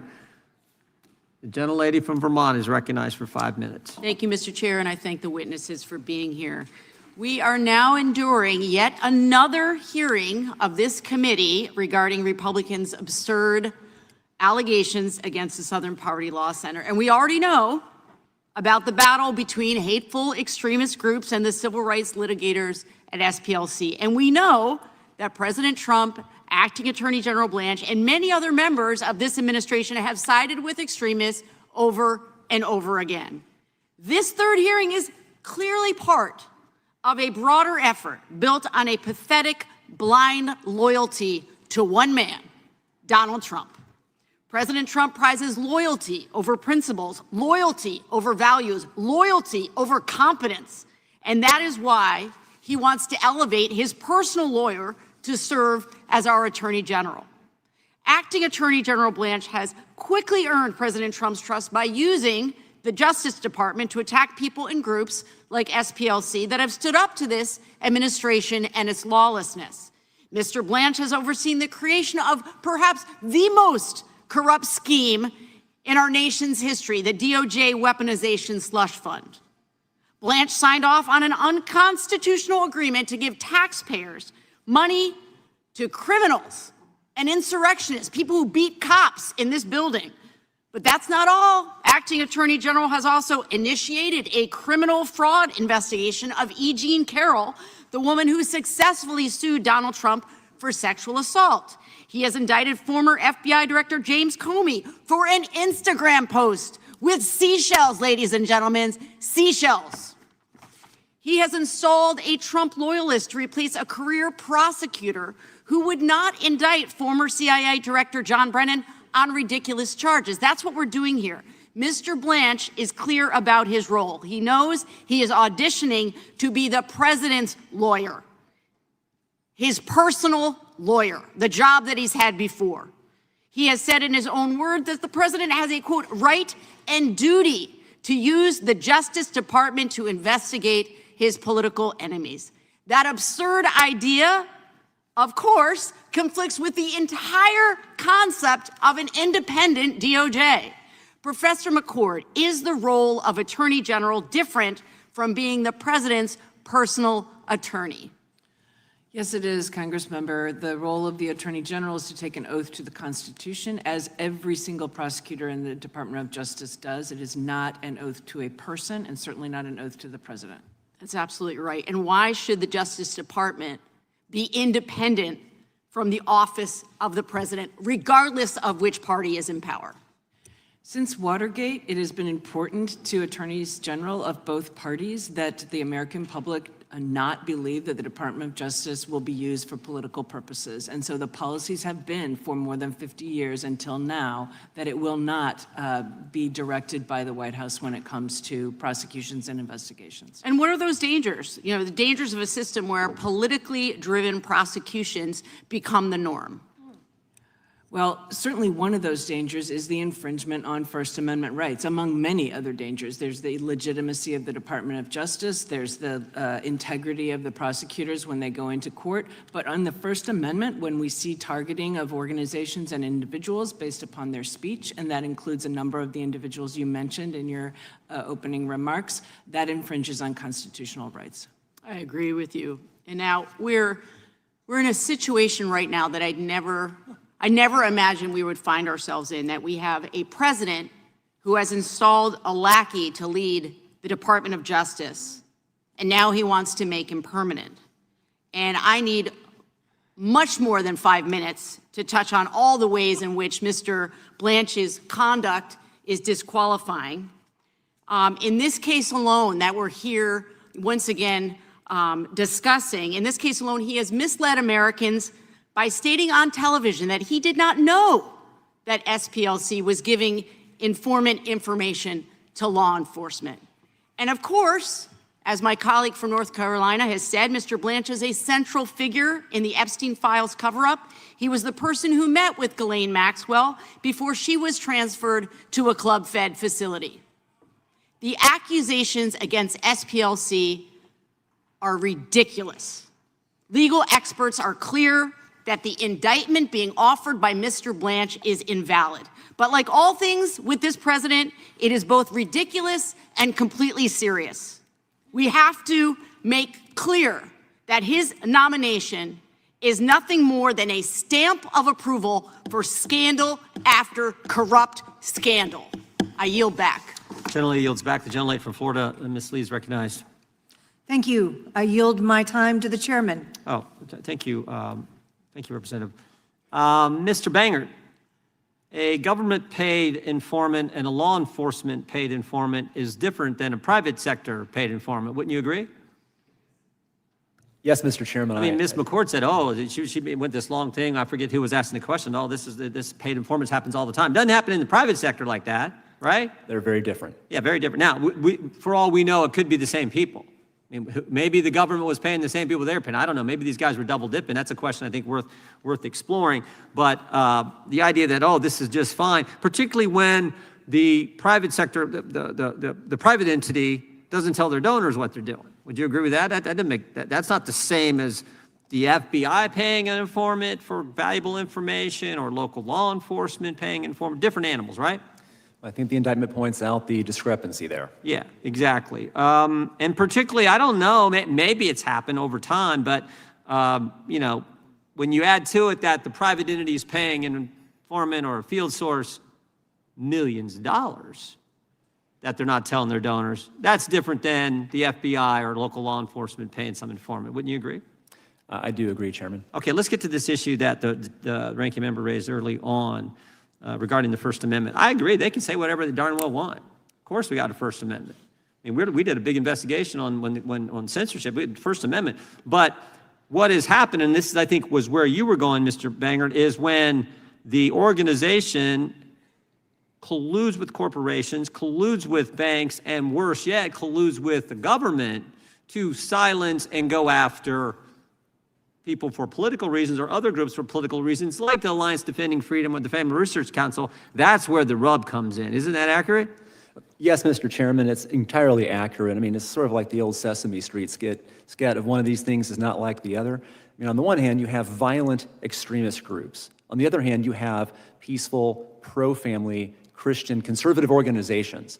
And what the SPLC has done over time is it has expanded this hate map to include the latter. Yeah. And then what it's done after that is it's launched this organization called Change the Terms, gone to corporate America, and embedded itself in the decision-making architecture of corporate America, including key institutions like financial firms, technology firms, online social media platforms, and demanded that they deplatform, debank, and deny services to every single organization on that hate map, including the ones that aren't like the other. And again, that's all bad. We disagree with it. Lumping y'all together and going to these entities and doing that. But what's really wrong is when they go to government and get the government's stamp of approval, which is what I think happened. This is why there was this cozy relationship between the Biden-Garland Justice Department and the Southern Poverty Law Center. Do you agree with that? That compounds the problem exponentially. Yeah, because when the government, when the Justice Department is making them out to be the end-all, be-all standard objective source out there, bringing them into quarterly meetings, using their material, helping them, having them train their prosecutors, that's when we get into the problem. And so much so that the FBI director sat in the same seat you're sitting and said that memorandum written by the Richmond field office was wrong.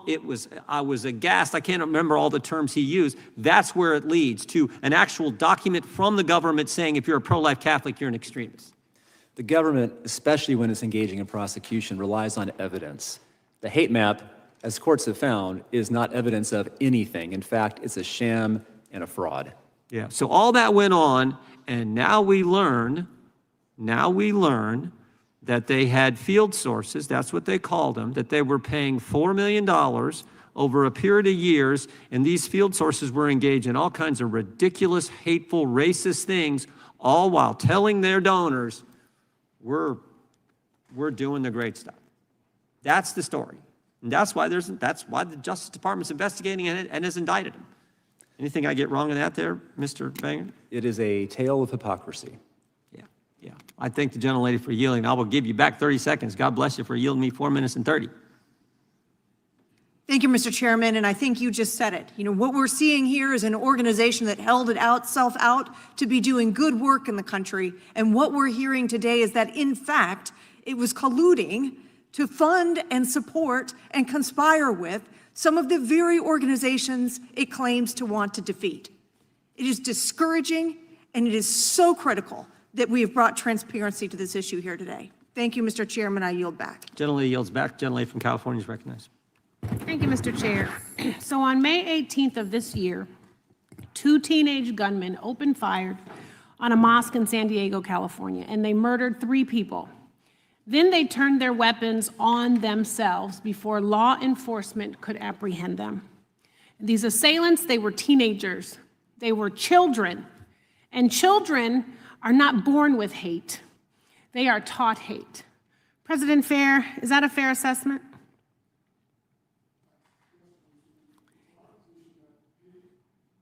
Sorry, Congresswoman, it's our position that hate is never peaceful for its victims, Right. ever. And you know, these assailants, they learned this hate somewhere, and they shared it actually in their very long, detailed, hate-filled manifesto, referencing a number of extremist organizations by name, like the Terrorgram Collective, the Base, and the Adam Waffen Division. So President Fair, are you familiar with some of these groups? Yes, the Adam Waffen Division is one of the groups that we shared intelligence on and was behind the threatened massacre in Las Vegas. That's right. It's a neo-Nazi extremist group, and in 2019, SPLC actually gave information. It was good enough for law enforcement that they were able to thwart a terrorist attack that was planned by one of the members of this Adam Waffen division. And in fact, he said he was planning a terrorist attack, and he had explosives, and he was targeting a synagogue and a bar that was patronized by the LGBT community. So by the way, for everybody, happy Pride Month. And Ms. King, I say that in honor of your uncle's dear friend, Bayard Rustin. So we are talking about accelerationist, This live today that we're neo-Nazi watching, you can find on the House networks and Judiciary 2 teenagers in YouTube. San Diego who were I'm not going to play it all. inspired by them. There's some And this is breaking a news on hate-filled Carmelo Anthony, so we're pipeline going to jump to getting that. I'm to going to end our the children. stream, It's a redirect you if pathway you want by to hear which about teenage boys. Carmelo Anthony. Carmelo Anthony, the verdict. This is the a case we haven't covered, but there's a lot of tempers flailing. There's a lot of activity outside the courthouse, so we're going to cover that. I'm going to jump over there. Hopefully you come watch over there. I'll see you over there. Peace, jerk. See you over there. I'm sorry if people were disappointed they didn't get to watch the end of this, but you can watch it on their YouTube.